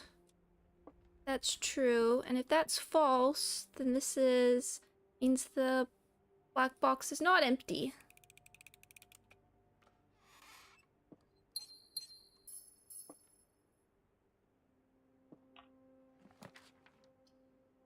Bedroom, classroom.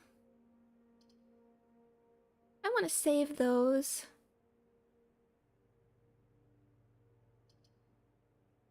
Just get them out, the early ones out of the way. I don't think we'll want to save that where we need the 2 extra. We'll check the website, and apparently they did work for many major companies like Netflix and Magic the Gathering. Oh, interesting. Okay, so this is like their first filmmakers and oh, that's really interesting. I do want to know what they mean by that.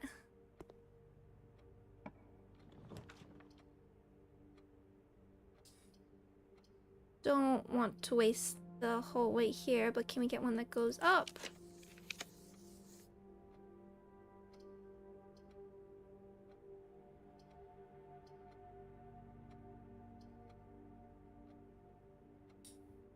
I think we will.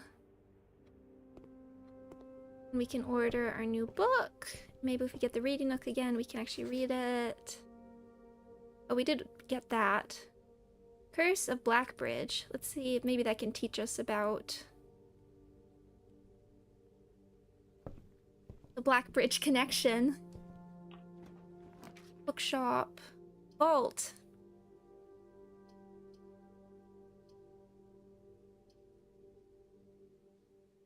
I don't think we want to spend those gems that early.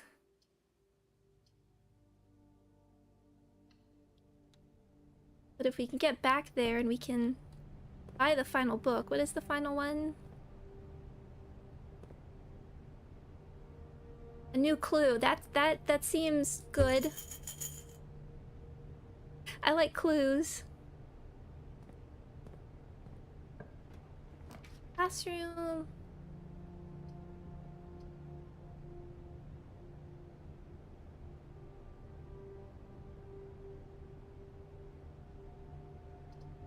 Yeah, I don't want to put the reading nook there. Fine.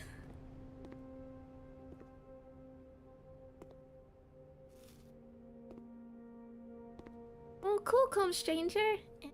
The art director worked on some cinematic adventure games. Oh, I'll check those out. Oh yeah, I was thinking about these are the same flowers in the hallway. Super Great Friend just played the, like, first hour of, I think, the new game from Wajidai Games, and I played the Unavowed, which I quite liked. And I remember taking a peek at this game. I wasn't sure, because, like, Unavowed, I really like, sort of like urban supernatural, and this is about time travel, which of course is cool and good for adventure games and stuff. I wasn't jumping on it, but then I ended up really liking the first hour. So I'm kind of considering maybe that as, I'm trying to figure out what's a good thing to play at the moment. First, there's Fallout. I want to play some more Yu-Gi-Oh! I've just been sitting on doing the Labyrinth learning stream. The problem with Yu-Gi-Oh! Is just all the like preparation I need, particularly when learning a new deck and such. I wonder if I should go back and around before we go like too high with this. More classroom.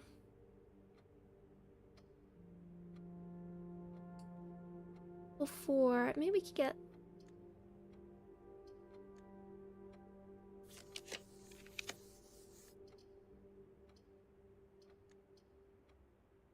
toy doors are always unlocked. I don't know if that would be nice, but we just don't have the gems.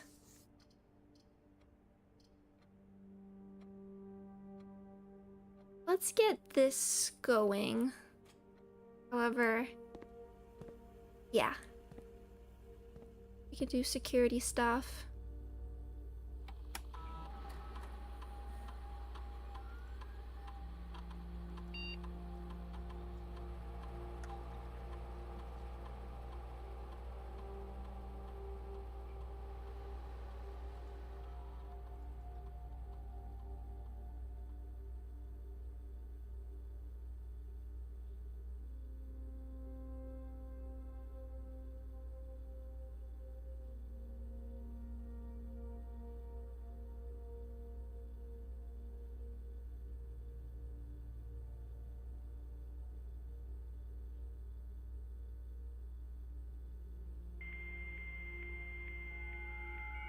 You Steven recommend games, that's very fair.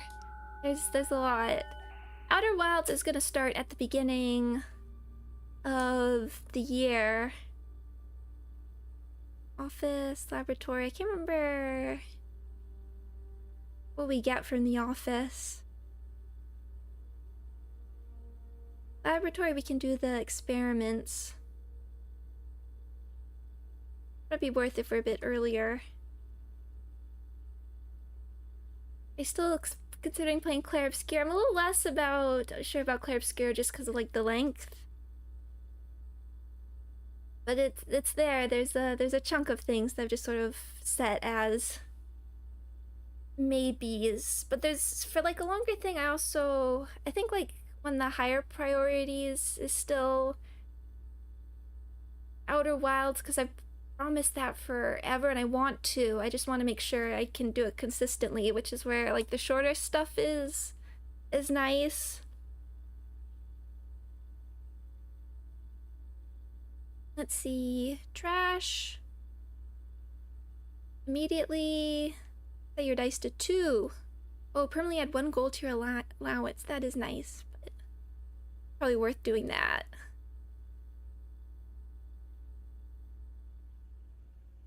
My allowance has been raised.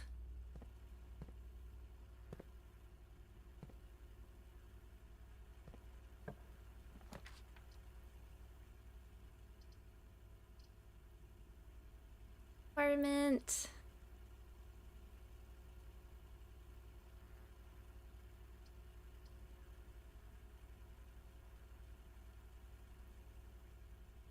I'm scared of this one spare room down here. I want to make sure that's okay.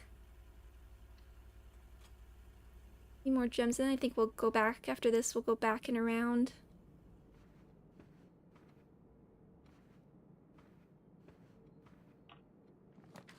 Utility closet. Okay, then we can do security stuff. So let's do that. See if we can redraw. Can keep these rooms safe. Museum off. Dark room.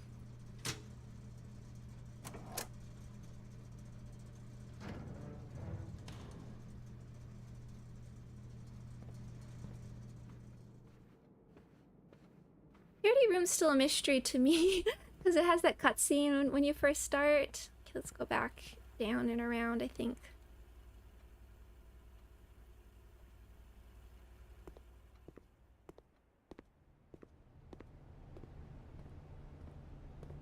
But yeah, I'm quite thinking about doing, yeah, the new Wadget Eye. it's also episodic, so it's just sort of like good, well set up for streams.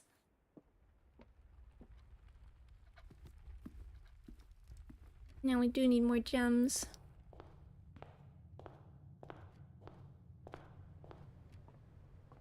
Let's hopefully we can work our way up. Observatory. Well, if it's, yeah, let's do boudoir. And then, so can we... Oh, it just stays open. Okay, that's nice. Take that. Nice to have that.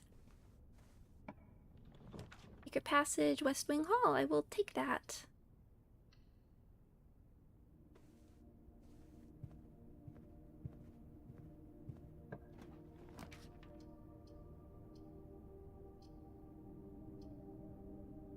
We will take the closet here, get out the way. Dice and key, both very nice. I think we can get dice from the classroom now as well.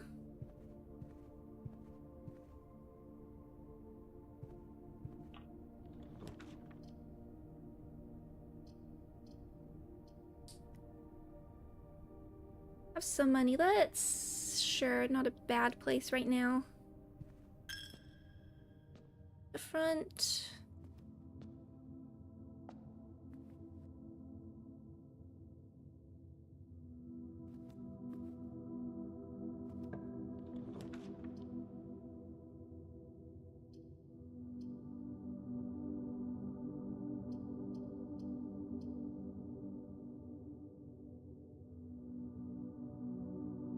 Sure, let's get you out of the way.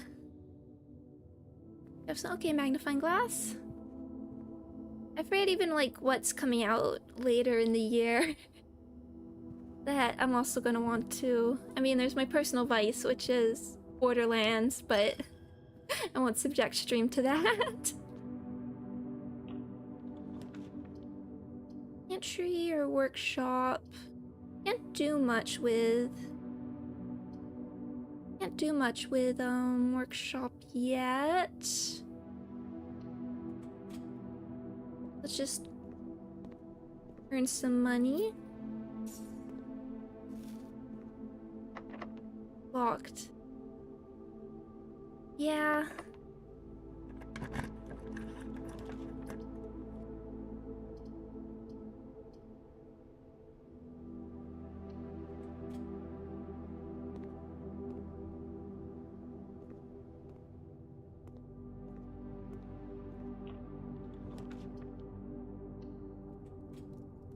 Oh, okay. I don't have the... Okay, back through security. I thought... Oh, thank you, King. Have a lovely night. Have a lovely, lovely night. Not the best choices here, so I have to hope security ends up okay. And try and open stuff up again. We do have reroll, key, and gems. But it needs some more of everything. Just try and get a commissary. Gonna call it a shop. And this room is still a mystery to me. I feel like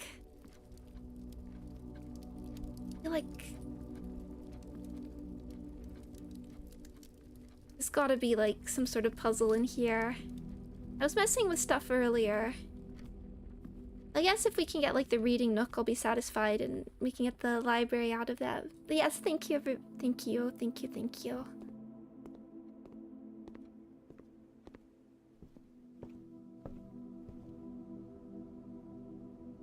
Library, bookstore, classroom.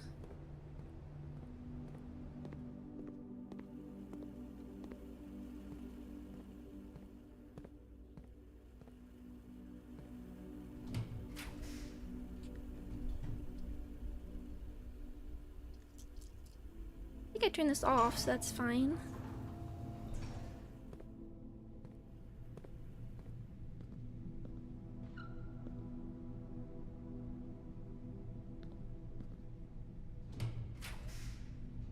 Maid Chambers Archives.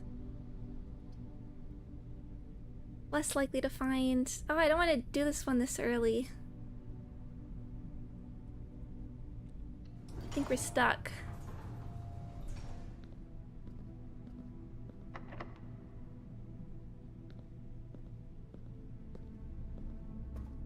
Bit dicey.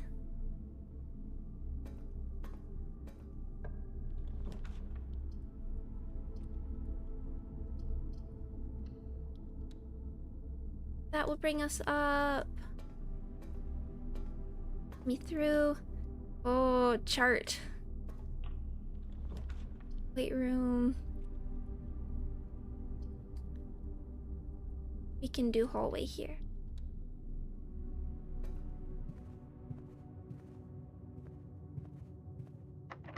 Locked.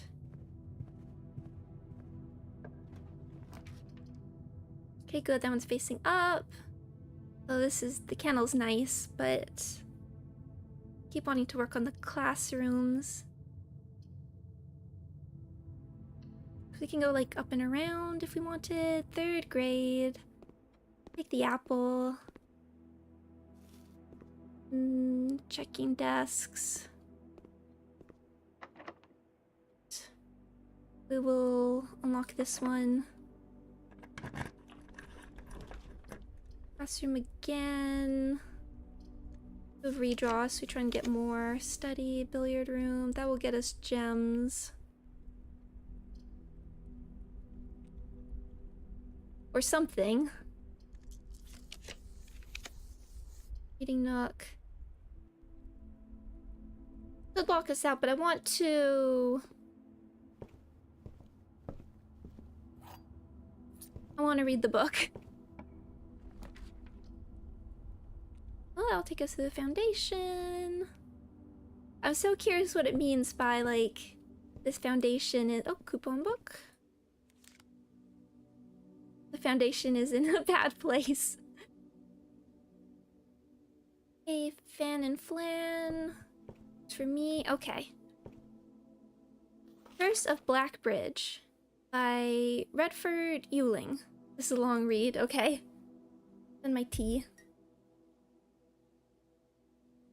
Let's see what we can learn. And hopefully maybe having the magnifying glass will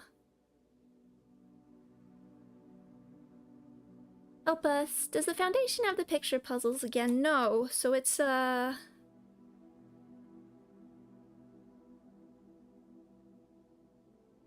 So I hope if I can get like the letter, the first letter, I'll be able to figure out that word.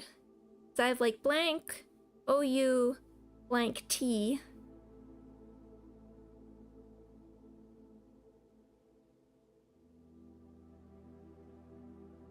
Could that be doubt? Let's see. Forward. The legend of Blackbridge is one that's well known to the people of the Grand Realm. For versions of this tale have been passed down from generation to generation. With each new telling, the story has changed, becoming over the years more colorful, more verbose, and, as one might expect, oh dear, increasingly horrifying. However, with so many renditions and unique personal touches, the task of confining and binding this tale to text seemed an ambitious and impossible challenge. Over the course of my research, I have heard dozens of variations of the legend, and while the details would often change, I was surprised how much the story's heart remained the same. Yet, the more I listened, the clearer it became that there could never be a definitive version of this tale capable of capturing all the wonder and myth of Blackbridge. In the end, I chose to write down what felt most authentic, the story my grandmother told me as a boy long ago. Part 1. Let's just double check. The Berry Picker from Oris.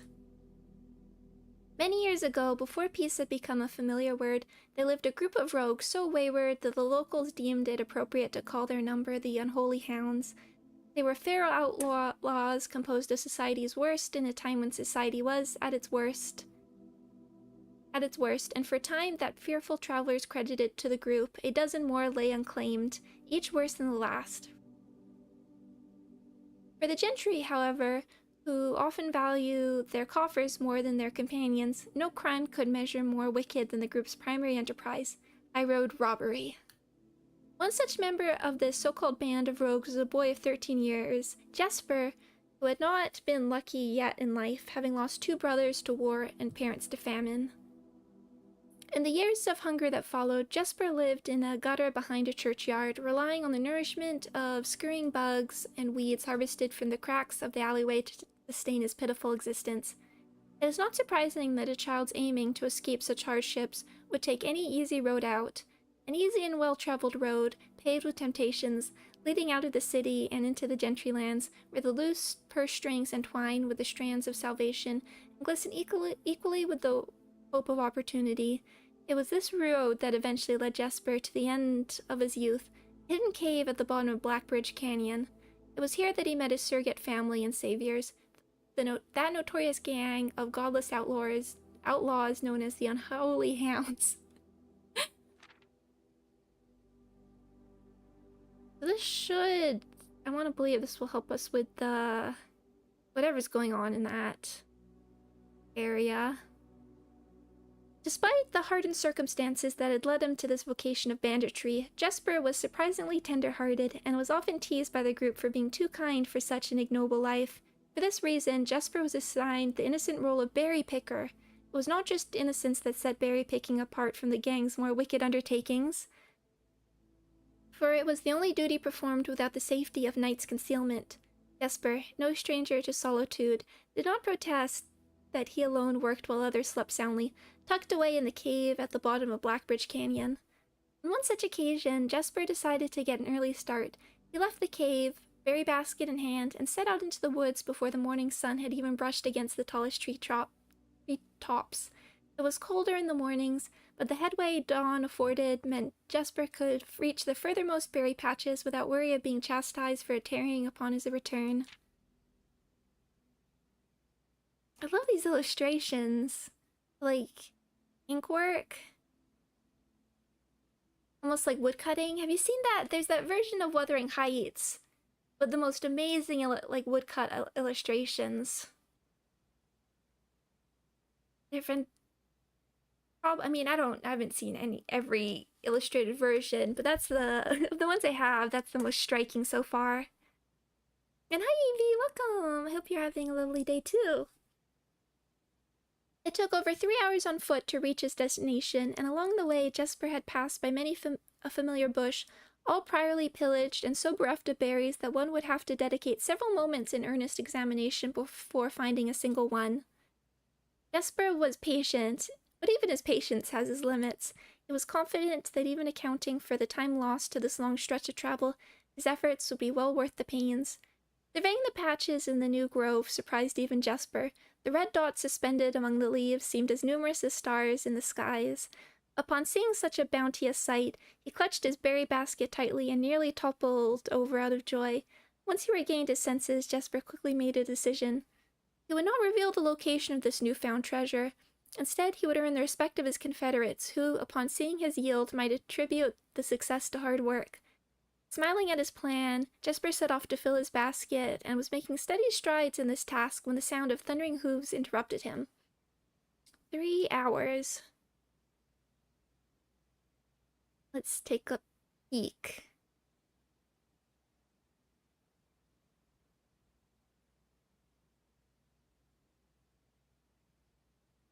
Maybe that's the passcode. XXXXX. Or X. I want to do drawings like that on stream. This kind of like ink work I've never really messed with. But it looks amazing. I mean, really what you want to do, this is the stuff you want to do traditionally. I love to do like... It's one of the things that still makes me nervous, even though I said I wanted to do it for a while, is like drawing streams. That is something that I think I'd get performance anxiety, even though it would be like practice streams, working streams I think would be a useful thing. Almost hitting 2 birds with 1 stone. A carriage is approaching. The thought of it made Jesper freeze. Had he been so enchanted by his discovery that he had neglected to observe his surroundings? How could a roadway be so close? He ducked down and crept toward the impending sound, hiding behind one of the larger bushes nearby. It was only a moment before the sound source revealed itself. Within 50 paces of where Jesper hid, an elegant carriage with gold trim came soaring around the corner of trees, led by two beautiful white horses, and conveyed by a stern-looking driver seated atop the vehicle, flaunting the most sophisticated regalia Jesper had ever seen. It was not just any carriage, it was a royal carriage. Even without ever having witnessed such a sight before, Jesper was certain. The sight had so transfixed Jesper that he stood awestruck, unable to tear away as the carriage approached. The little concealment the bush provided was soon proven unequal to the driver's lofty perch, and upon spotting the boy, he pulled the reins with such an effect that the noble steed slid to a sudden halt with precise control. Hello. I wonder if it's hard to mimic a traditional style while drawing digitally. I mean, I think it would depend on the medium. I mean, like art programs nowadays, like Clip Studio Paint, there's so many, like this kind of thing, not, like I wouldn't be surprised if this was done digitally. They're very good at making like pens mimic like the scratchiness of like real pens. And there's a lot of ways you can sort of like, I mean, I'm impressed now because like I like watercolor, and now you can actually get a quite good looking digital watercolor that does feel like it replicates, because sometimes you see like a digital watercolor style and you know that, and you definitely know, even if it's using the paper texture, that's just not how like watercolor works. I think if the artist has like a good understanding of what traditional watercolor looks like, they can make it look really nice. I messed around with like Adobe Fresco, I think once. I didn't use it much, but they had like a watercolor system that was incredible.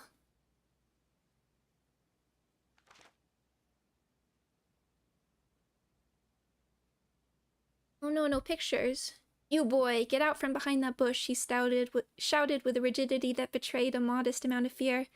You startled me half to death, coming round the bend of my own drive and me seeing such an unfamiliar face in a place where there ought not to be any face. Jesper quickly contemplated running. The man was much older, and his dress was suitable for courtly behavior, not dashing through the bramble and mud. I was picking berries. Jesper raised the half-filled basket up to allow the driver to see the proof of his words. The demeanor of the man changed suddenly. It was a change that Jesper was familiar with. He had many times seen the same stern expressions on the most fiendish bandits melts away when presented with a berry basket. Any suspicions that the driver might have had instantly evaporated, for even the notion of a member of the unholy hounds picking berries seemed farcical. The softened expression even made allowances for a smile. Berries, eh? Say you couldn't have picked a better spot for them, could you? I used to pick berries here as a boy. Jesper took his cue to finally step forward out from behind the bush, proudly brandishing his basket. I know, and what luck I found them. I've only just begun picking, and look how many I have. It would have taken me fourfold the time back home to procure this number. The driver bent down for a closer look. And where's your home, boy? It must be quite far. Memento Mori, yeah, that's also a gacha game, but all the characters are illustrated in this gorgeous watercolor style, and they all have songs, which is amazing, because I guess there's a big focus on music. I've listened to some of the songs, and they're all like dubbed in English as well. Incredible. Jesper replied with a scripted response. A little south of Tanner Fork, just past the burnt woods. My God, that is far. You couldn't have come all this way only for this morning. It was true. Tanner Fork was in the exact opposite direction Jesper had traveled, and while that response would seem perfectly reasonable in a location closer to Blackbridge Canyon, he could see why it might seem less believable here. Sir, I have traveled much farther for much less profit. I dare say there's no distance yet made by man that would not be worth undertaking for a prize such as these. Surely you have tasted them for yourself. Jasper felt happier with this response, as it seemed to amplify the man's smile.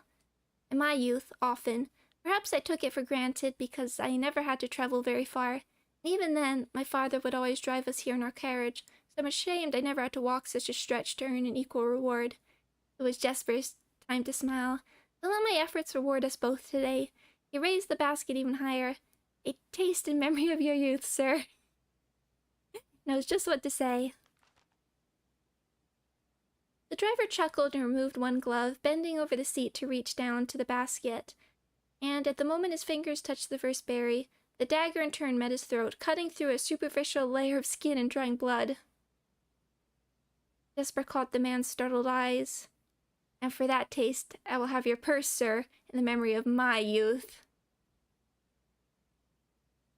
The driver's arm had gone stiff, his chin raised and trembling, more frightened than he had ever been before.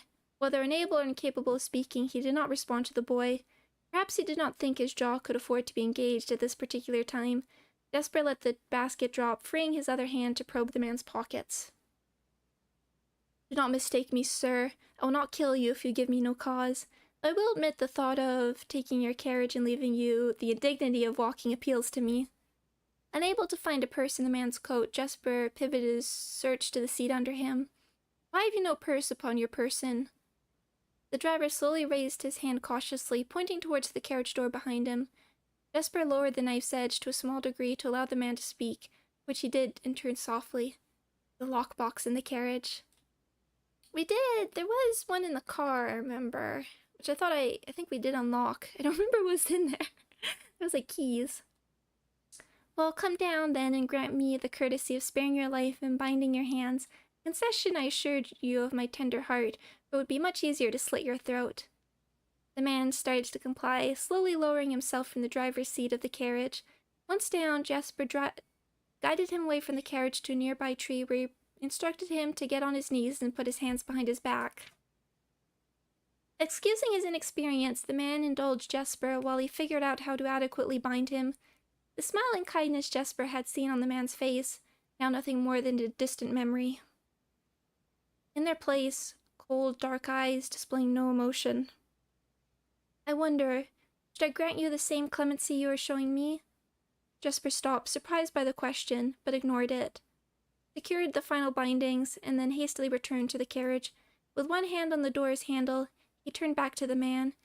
There is no lockbox. There will be no clemency. Inside, the carriage was surprisingly dusty and unswept, a stark contrast to the elegant and polished golden facade of the exterior. It had apparently been many years since a passenger had enjoyed passage in this vehicle. This all but confirmed what Jasper had expected. The driver of this carriage was not a liveried servant in the employ of some greater master. Any curiosity that this observation might have further produced was quickly abandoned upon seeing what rested under the carriage's back seat, a large wooden lockbox. Despite its hefty appearance, the box was surprisingly easy to handle. Within a few minutes, Jasper had dislodged it from its hold and carried it into the sunlight. Inspecting the box carefully, two observations were made. Totemic symbols found carved on all four sides of the box hinted that the box was very old and likely not created by Orindian hands. It reminded him of the artifacts from the old world and was presumably crafted in one of the ancient realms. Okay. Well, I'd hope the sigils we had learned might have elucidated this, but that's not quite what we learned. Secondly, the box was secured by a rusty yet robust padlock and would not open easily without a key. Jasper looked over to see the driver, quietly observing from his indentured position.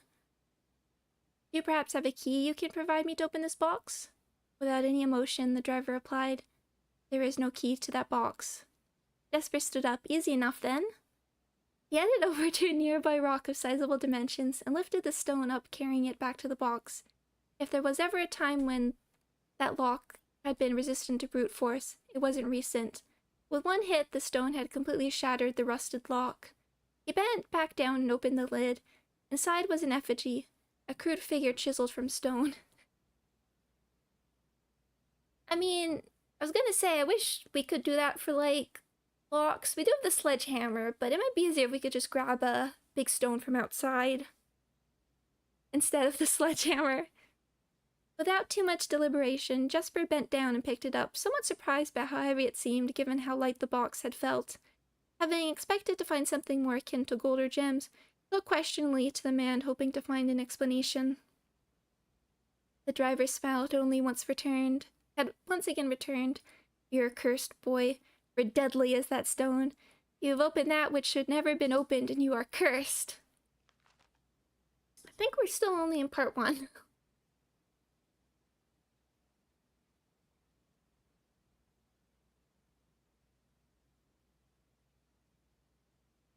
I mean, I guess the point there is that it's really old locks, but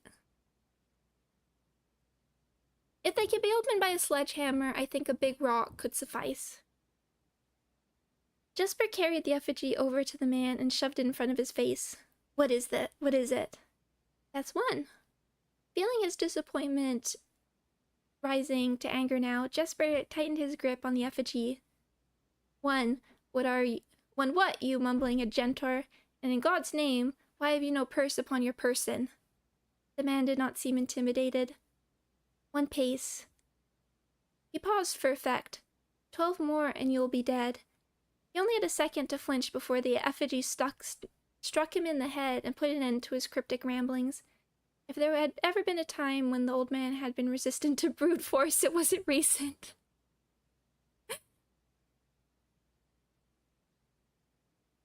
Jesper looked down at the sculpted stone figure, now splattered with red. The 13 steps. Was it cursed? Was he cursed? He had, of course, heard stories of curses, and had never doubted their validity in the past, but now that he was standing face to face with the possibility of being cursed, his mind pleaded with him to be skeptical. And if he was cursed, what difference would the knowledge make? A dozen more paces would not be enough to find another living soul, to say nothing of the chances of procuring a remedy. If he did not move from where he now stood, he could live maybe another 3 or 4 days, maybe more given the abundance of nearby berries. A plan that, if we ignore its obvious faults, might provide additional opportunities for help to come along, but what good would that do? This is interesting, because yeah, we're limited by steps. Maybe the berries would give more steps. But what good would that do? To be discovered here. Beside a body, stolen goods in hand, bloated from berries and raving about a curse that could very well not be real. No. It would most certainly be better to face one's fate now, take a dozen paces, and see if life goes. But Jesper found his legs unable to make that first step. His mind was unable to convince his limb to waste away 1/12 of his life in a single motion.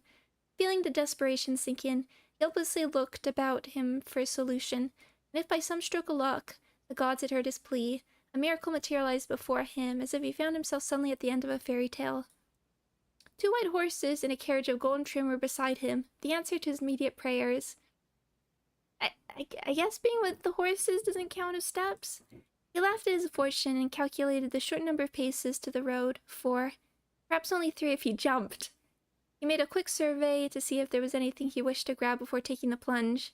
So he can jump. I can't wait till we unlock jumping, and then the double jump.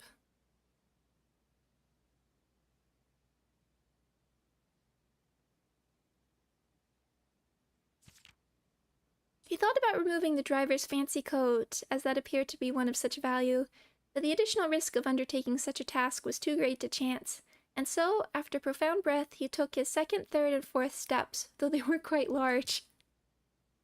Seated now behind the horses, he reached for the reins and suddenly realized that he was still gripping the effigy. If the curse was real, then it most certainly be better left here. On the other hand, the story was fictitious. There might be some appraisal that could be made of the figure. It was, after all, found within a lockbox whose typical function oft-secures objects of value. Having witnessed firsthand the horrors of destitution, Jesper found his mind equally reluctant to allow his hand to let go. If it is cursed, I die. If not today, then tomorrow. And if I die, what care have I? With that statement said aloud, to the horses seemingly, Jesper took up the reins with confidence. Part 2. Okay, here we go. I'm actually curious. Can I just see how long this is? Okay, so it's only the 2 parts.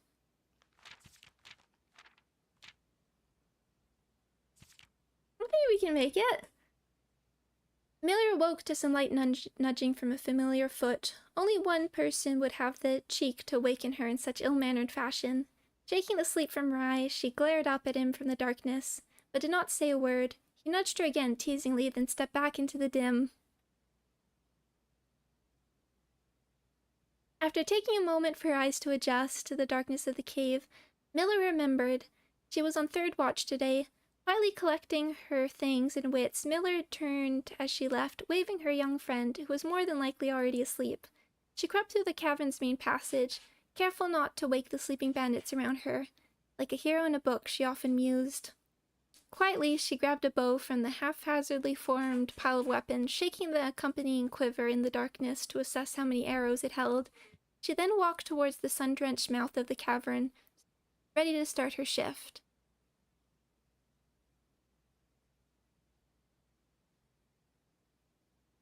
Taking a peek again. This makes her look like a rock. Above her in one of the few trees found in the canyon, Miller could see that Ravia was already posted. She raved, and Ravia waved back. Calling out to each other was strictly forbidden. Anything louder than a gesture in the canyon was forbidden. When Miller reached the tree, Ravia lowered a braided rope and pointed to the ground behind her. Miller turned, following her finger, and saw a pail of water resting beside a nearby log. She turned back to Ravia, nodded, and secured the pail to the rope. The pail went up first, and in turn Miller followed. Ravia reached across to grab the water. Miller leaned back to give her space. There's not much room for maneuvering in this tree, a necessary concession for the concealment the outpost demanded. Ravia tilted the pail up to her mouth dramatically, illustrating how thirsty she had been. Miller laughed silently as the water poured out, splashing onto Ravia's face. It was a bit too daring and noisy of a joke, and had others been around, they would have certainly been scolded for the unwarranted. Hold on, This kind of reminds me of, like, old Winnie the Pooh illustrations. There's something sort of like the way the characters are drawn here that's quite charming. Which is, I mean, compare it to Winnie the Pooh's quite a bit, given the darkness of this story.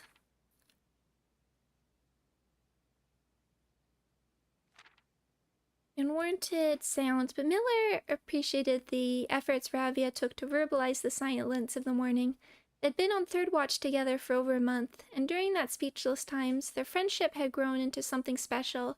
Affection was unsurprisingly scarce among the unholy hounds. They had felt camaraderie before, of course, but intimacy never. From their elevated vantage, the girls could see both the concealed entrance of the cavern as well as a clear blue view of the bridge that spanned across the canyon. Blackbridge was the link between the gentry lands and the northern mountains, the overpass that connected Orist and Reddington. To the city, faring travelers of the realm, the bridge was an unavoidable crossing. In the day, the task was to ensure that the travelers passed by without stopping. At night, the task was to ensure that they do. Like most of her band, Miller preferred the night. The biting glare of the sun might be tolerable to farmhands and bricklayers, but to a cavern house bandit it was the source of constant annoyance. In the day, there was no shroud to conceal her expressions, nor to hide her thoughts. She felt exposed.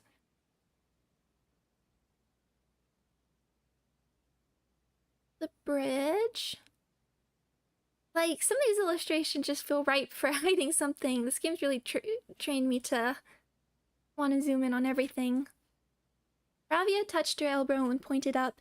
Miller, striving to suppress a budding smile, subtly took her head in response. There were many signs that the unholy hounds used in lieu of words, but the 2 of them had developed an extended vocabulary. Gestures quickly forged in the shared solitude of their month among the branches. She watched as Ravia shifted, placing her palms flat on the floorboards beneath them. Miller knew what she was trying to say, but shook her head a second time. It was often more fun to pretend not to understand. Ravia rolled her eyes and turned away, looking back to the canyon. Squinting through the leaves, the 2 girls held still, watching and listening. It was not long until Miller, too, heard the sounds of approach. Ravia held up 2 bent fingers, and a few moments later 2 men emerged from the bridge's southern end. They were dressed in a familiar uniform, long gray coats with black facings, white waistcoats, and a black tricorn hats. They had belonged to the local patrol, the Blackguard. Although not an everyday occurrence, their presence at Blackbridge wasn't an unusual sight. It typically indicated an important traveler's impending passage across the bridge. Information that the girls would promptly relay to the leaders as soon as the coast was clear. But this report, while exciting, was rarely acted upon. In Miller's 5 years in the Unholy Hounds, she had never once seen a carriage taken in open daylight when the Blackguard was nearby. See them. And seemingly no hidden words in the bridge. Those 2 X's. Once again, just could be X.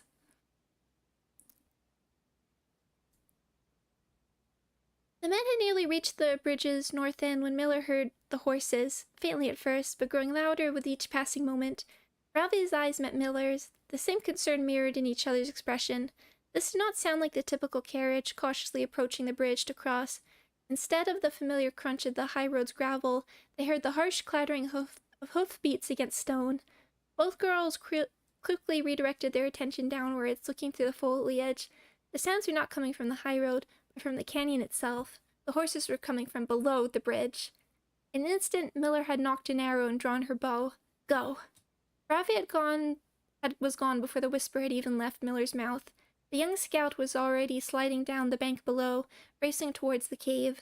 There was no road that ran below the canyon. There was no reason for numerous horses to be approaching their cave. There was only one reasonable conclusion, and both girls had reached it instantly. The base had been compromised. This was a Blackguard attack. The moment the horses came into view, Miller let loose her first arrow. She was surprised to see a carriage. They had expected cavalry. Before she had even finished processing that thought, her second arrow was in the air. Without a trail, it would be unthinkable for a carriage to traverse such rough terrain, yet she watched as the wheels jolted over the rocky riverbed. Yeah, I can't. I mean, certainly... I haven't seen... I assume horses can go over rocks. I don't think it'd be good for their ankles. But yeah, like a wheeled carriage? Guess it depends on the wheels. But Jesper is desperate. A third arrow was now in flight, and there would be no need for a fourth. The driver slumped over just moments before the vehicle dipped into a small ditch, slamming into an embankment. The force of this sudden halt immediately shattered the 2 front wheels and catapulted the driver from his seat.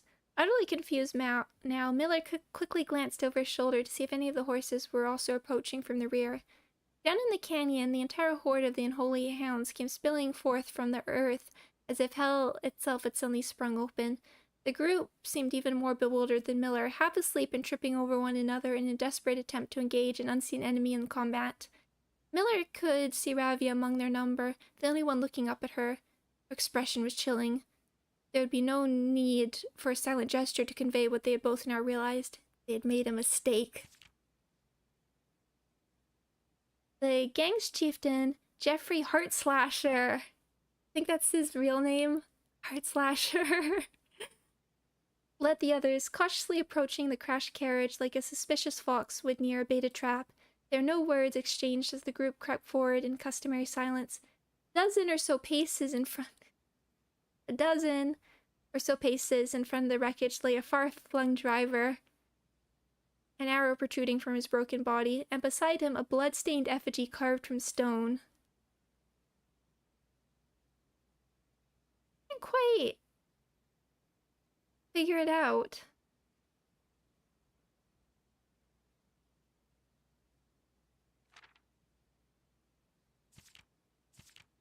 Miller was inconsolable. Jesper had always been her favorite. He had always shadowed her in the night, clinging to the hems of her every move, the way a child tails behind an older sibling, tender-hearted. Maybe not, she had always called him, though deep down she had known that wasn't quite true. The appearance of gentleness concealed a raw, resilient durability that emerged in the most perilous of situations. Exactly. He had been a flower among the nettles of the cave, but he still had thorns.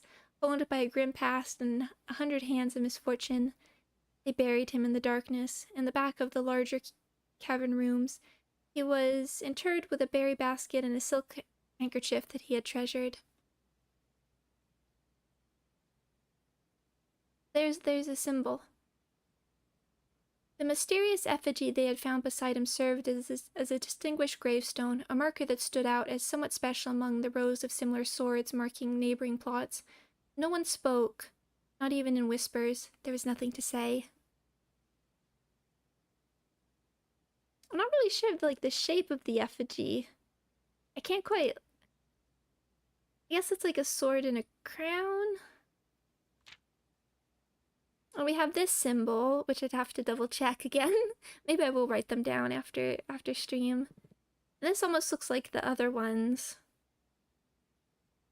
Almost like the foggy one. Miller woke the next day to a thunderous shaking and rattling of the earth, a far cry from the playful nudging of the previous day. She strained to adjust her eyes, but the choking sting of stirred-up dust caused her to flinch. Panic was also in the air. The sounds of scurried footsteps and clattering feet filled the space around her, but even in alarm, the silence was louder. What was it that sounded so strange? Miller closed her eyes tight and used her feet to guide her along the passage. The whispers around her were getting louder, and the intense voices could be heard ahead, louder speech than she had ever heard spoken in the canyon. A growing dread grew as Miller approached the mouth of the cave, her eyes now open wide despite the dust. Shouldn't it be day? Miller had felt a hand in the darkness pulling at her. It was Ravia. The two embraced, and Miller did not need to see her to understand. Ravia placed 2 bent fingers against Miller's cheeks, and with that touch against her face, Miller felt the same sinking feeling from the previous day. 2 bent fingers confirmed what Miller had suspected. The girls had forgotten to relay one critical piece of information to the others. An hour or so later, the screams began, blood-curdling cries of hopeless desperation. Captain Fodrick Lee of the Blackguard looked down from the ridge of the canyon that collapsed to the entrance of the cave. Ah, he grinned. Now they speak. Oh. Is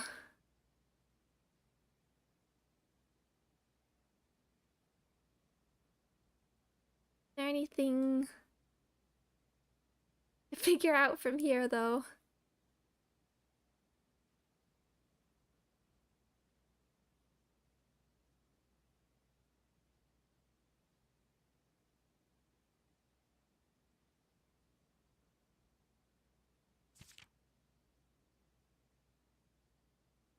Oh dear. Oh dear.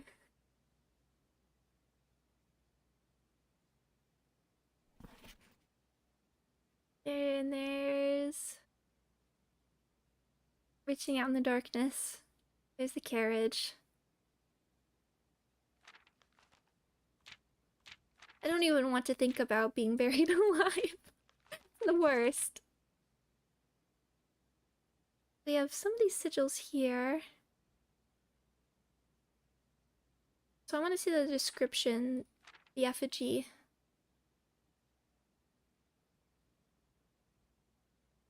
Crude figure. It doesn't actually say what the... I like the 12 paces.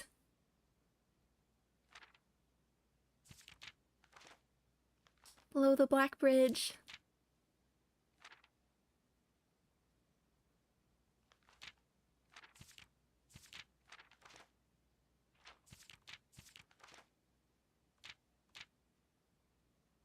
I need to double check what that symbol means. Like the moon. Wonder. I want to go and check out Blackbridge Grotto again. Where were we? Yeah, that took some time. Let's see. I mean, let's just continue.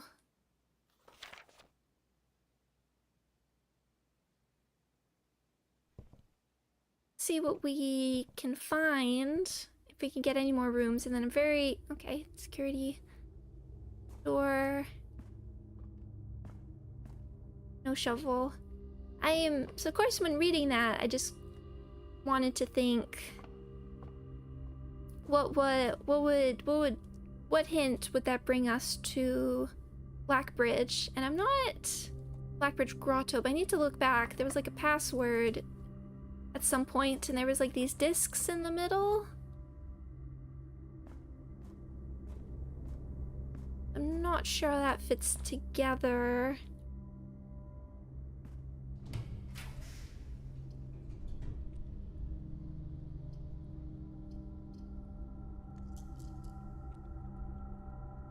Only have one. Lose half your steps. Who wants to take that?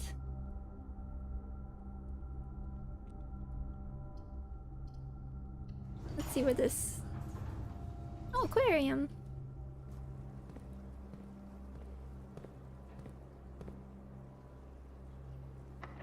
Where's locked? Guess we'll take this one.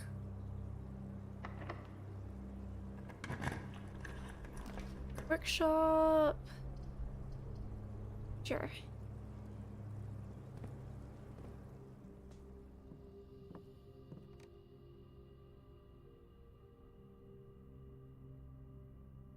If I can get through here, I'd like to find out what that letter means. The question is, will it be unlocked?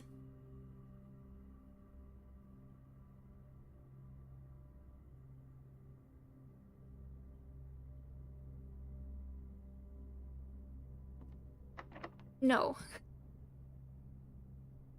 Okay, 30 steps. Get all the way down. I'm not gonna count, I'm just gonna go.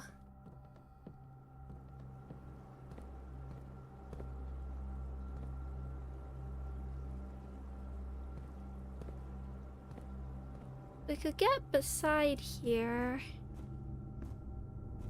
That also would have told me what... Oh, we do have this letter. Okay. I'm still so curious what it means that this is a bad place for a foundation. I wonder if I can move it later.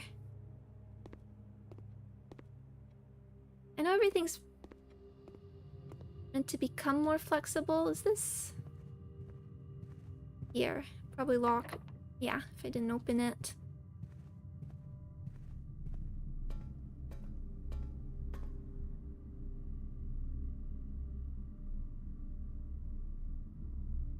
Magnesium.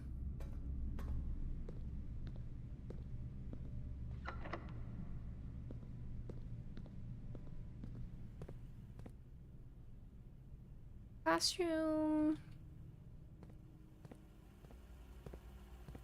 Bookshop.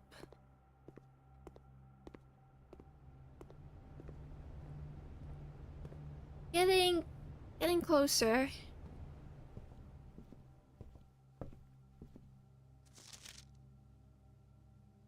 Okay, now get that for later, presumably. Parlor. And then we'll finish up after I end this run.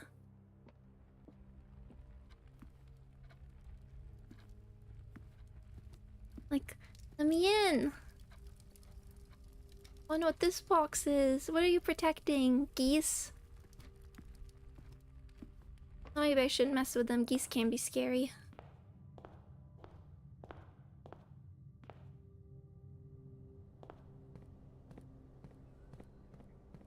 Okay, okay.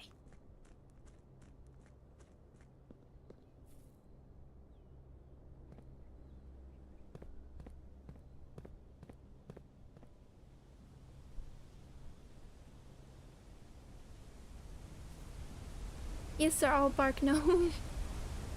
No bite. I remember they're dinosaurs. I don't know, I've seen some scary geese.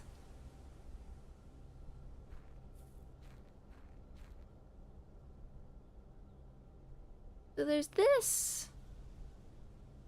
There is this place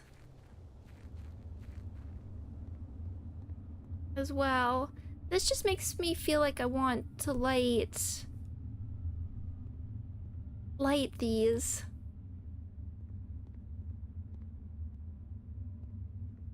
But we haven't, nothing's been... Maybe that's what lighting these things up are for?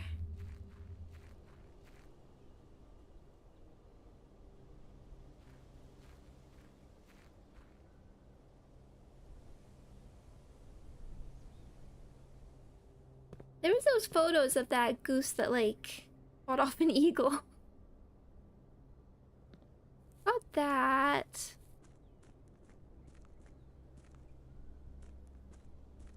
Throw my coins in here. Oh!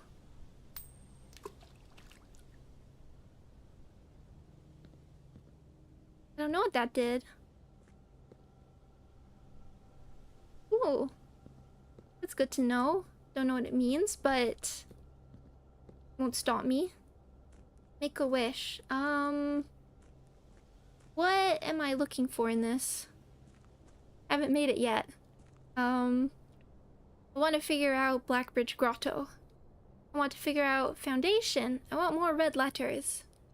That might be a lot of wishes.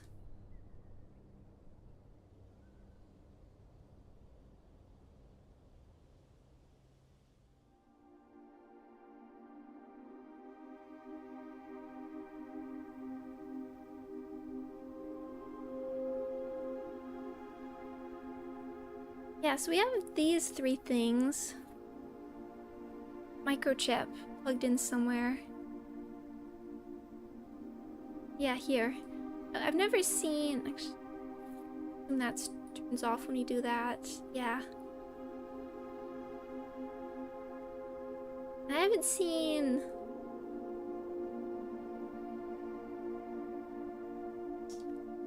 There's like a pattern I can maneuver around. They sort of have patterns. I can't see them very well though.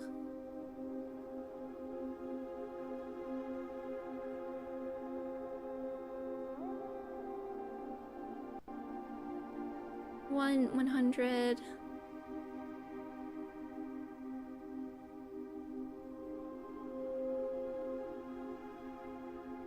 And then there's... Then I have no idea. I would hope the book would tell me, but there's a lot of words. I don't know if they're case sensitive. Swan doesn't seem to be. Yeah.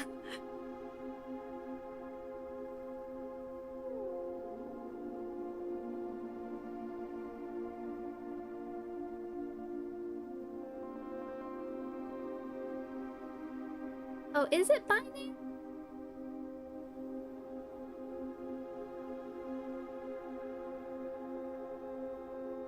I don't know because of the spaces.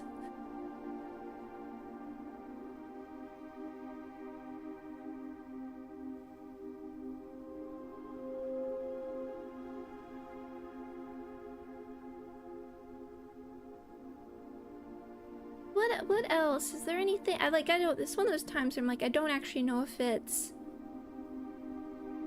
possible or not. Because we'd also all of these things have given us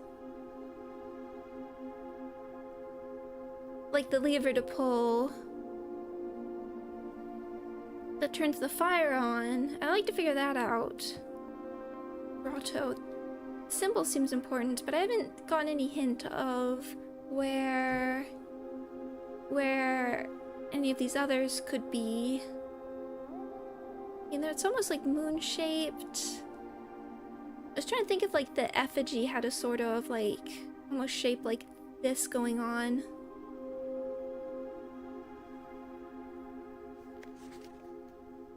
I do have the magnifying glass. That...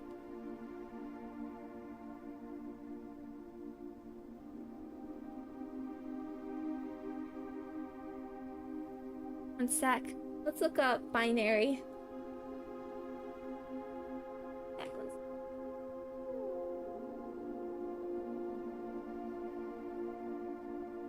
Binary translator.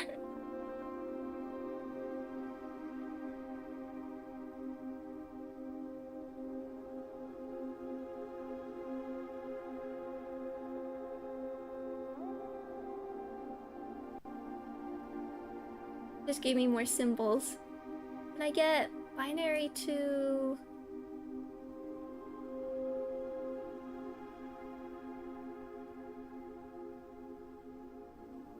hexadecimal.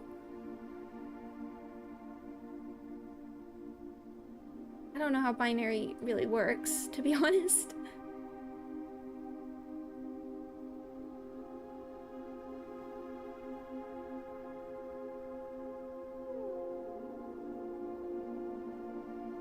It didn't give me anything. I feel like binary has to be longer. The space as well.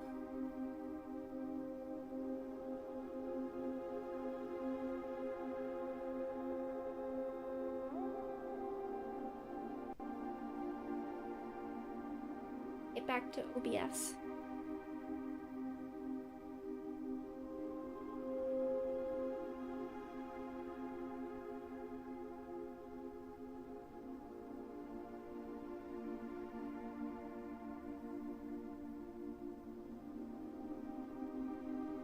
I just saw a wonderful Beatrice of Valor figure. I retweeted it, but there's the fan-made Ryoshu figure that was gonna be at like One Fest.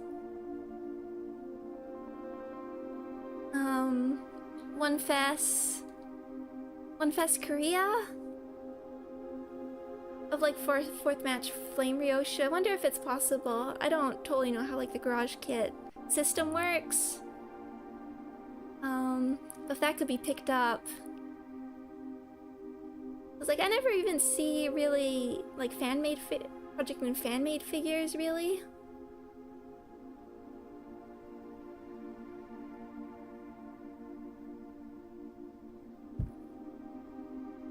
But I feel like we're getting there. I feel like there's other games that have gotten like how much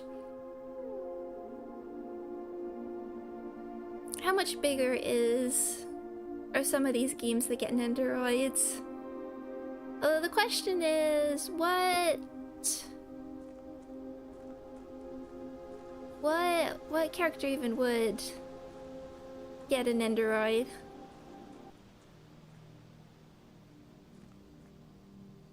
There's a gate. Just using my last few steps just to double check things.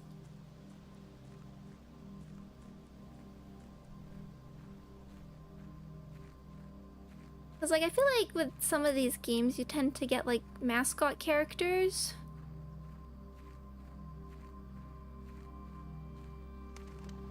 Got to remind myself what's here. I don't think like Dante is popular enough to like deserve the Nendoroid, although it would be fun. The pipe here. We did something about the mine from the other side, I remember that.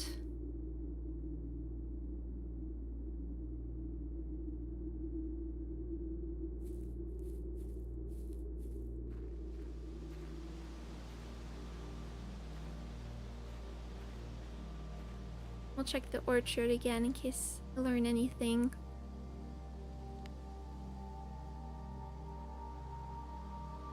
Can look over.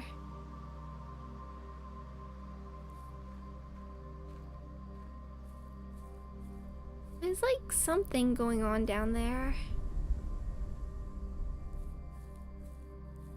I've seen niche stuff like Valhalla get Nendos. I think it's really just a matter of ordering them. Yeah, I have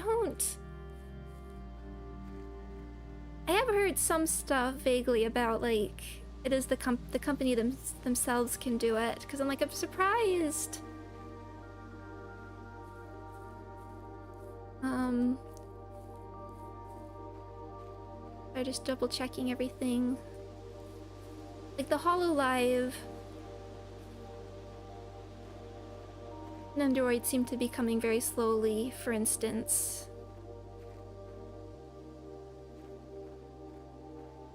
Oh yeah, there's a sundial here.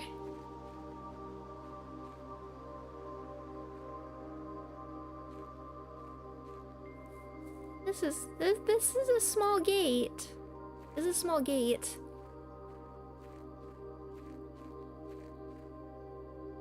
Yeah, it's one of the, I feel like one of the blind spots why PM just doesn't, I mean, I don't know how it works. I'm making it sound easy. It's probably not, and I can imagine it's a whole It's very much its own big can of worms. Garden logbook. Oh well, these are dates.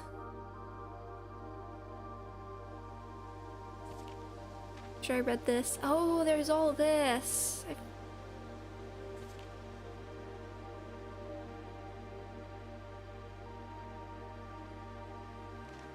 Yeah.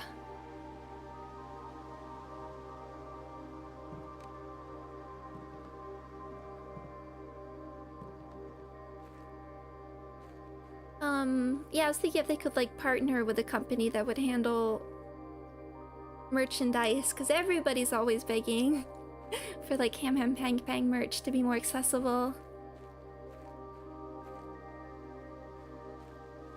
I don't know who's the most popular character, but I think if someone were to get a Nendoroid first, it would be Don Quixote. Just in terms of like design, expression potential, and then you're also like, you want the character that like fans of that character would buy a plushie or buy a figure. No, I was thinking about the plushies as well.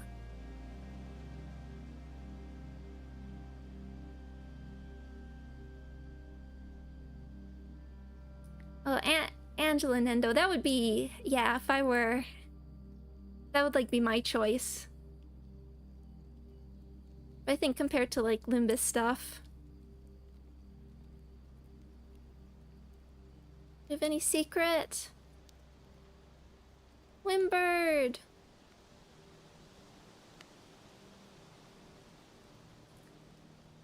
Anything else? I guess we can check, like, we have a few more steps. We can see what the others... Can we get to the other side? I haven't, like, deeply reviewed it. It wouldn't be bad just to... If there's stuff I missed. We might not make it.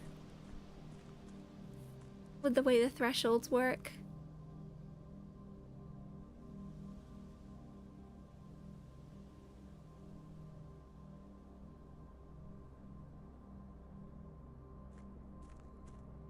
I have a feeling when they eventually do like the Millie merchandise for Ham Ham Pang Pang, that's the stuff I'm super curious about, because that's stuff I can imagine that's a theme I'd want stuff as well.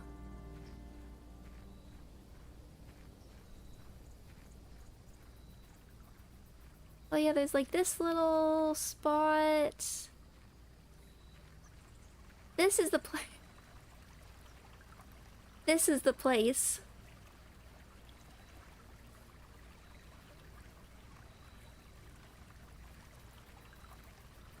So clearly we need to be able to like get out here on this side somewhere and then move the plank.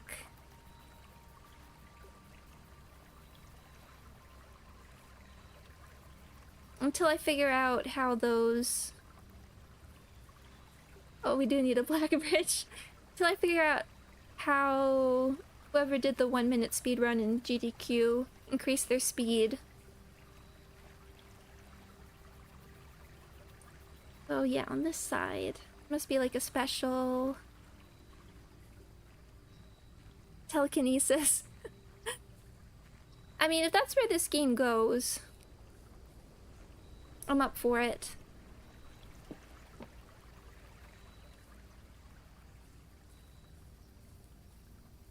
No secrets.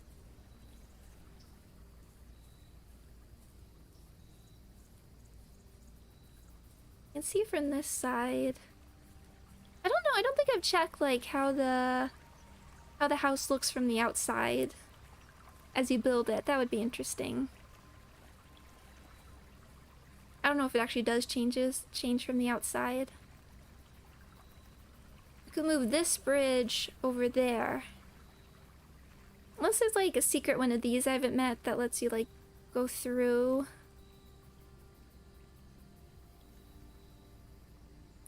Thinking.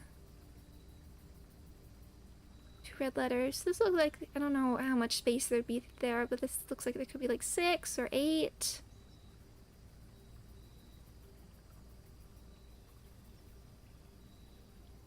Okay, I like to do some more streams this week. I was trying to decide if I want to do more blueprints or maybe that's where I was also considering maybe starting the other Watch It Eye game. But I want to play more blueprints. And then whenever the next like Limbus event opens, and I still have to go back to Fallout, and I do want to do even though I've wanted to learn Labyrinth for like years, the deck. I think the deck, it's a bit budget, but it's mostly ready. I just have to sit down. And like learn the combos and properly learn it in and out, and then presumably get destroyed by Malice, which I was also working on. But that deck needs a lot of URs.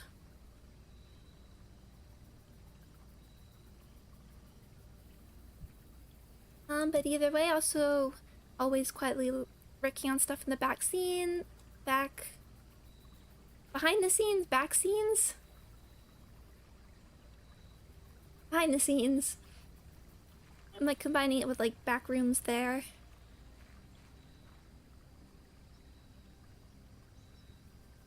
But speaking of, there is definitely like a version of this game that could be a intense horror game.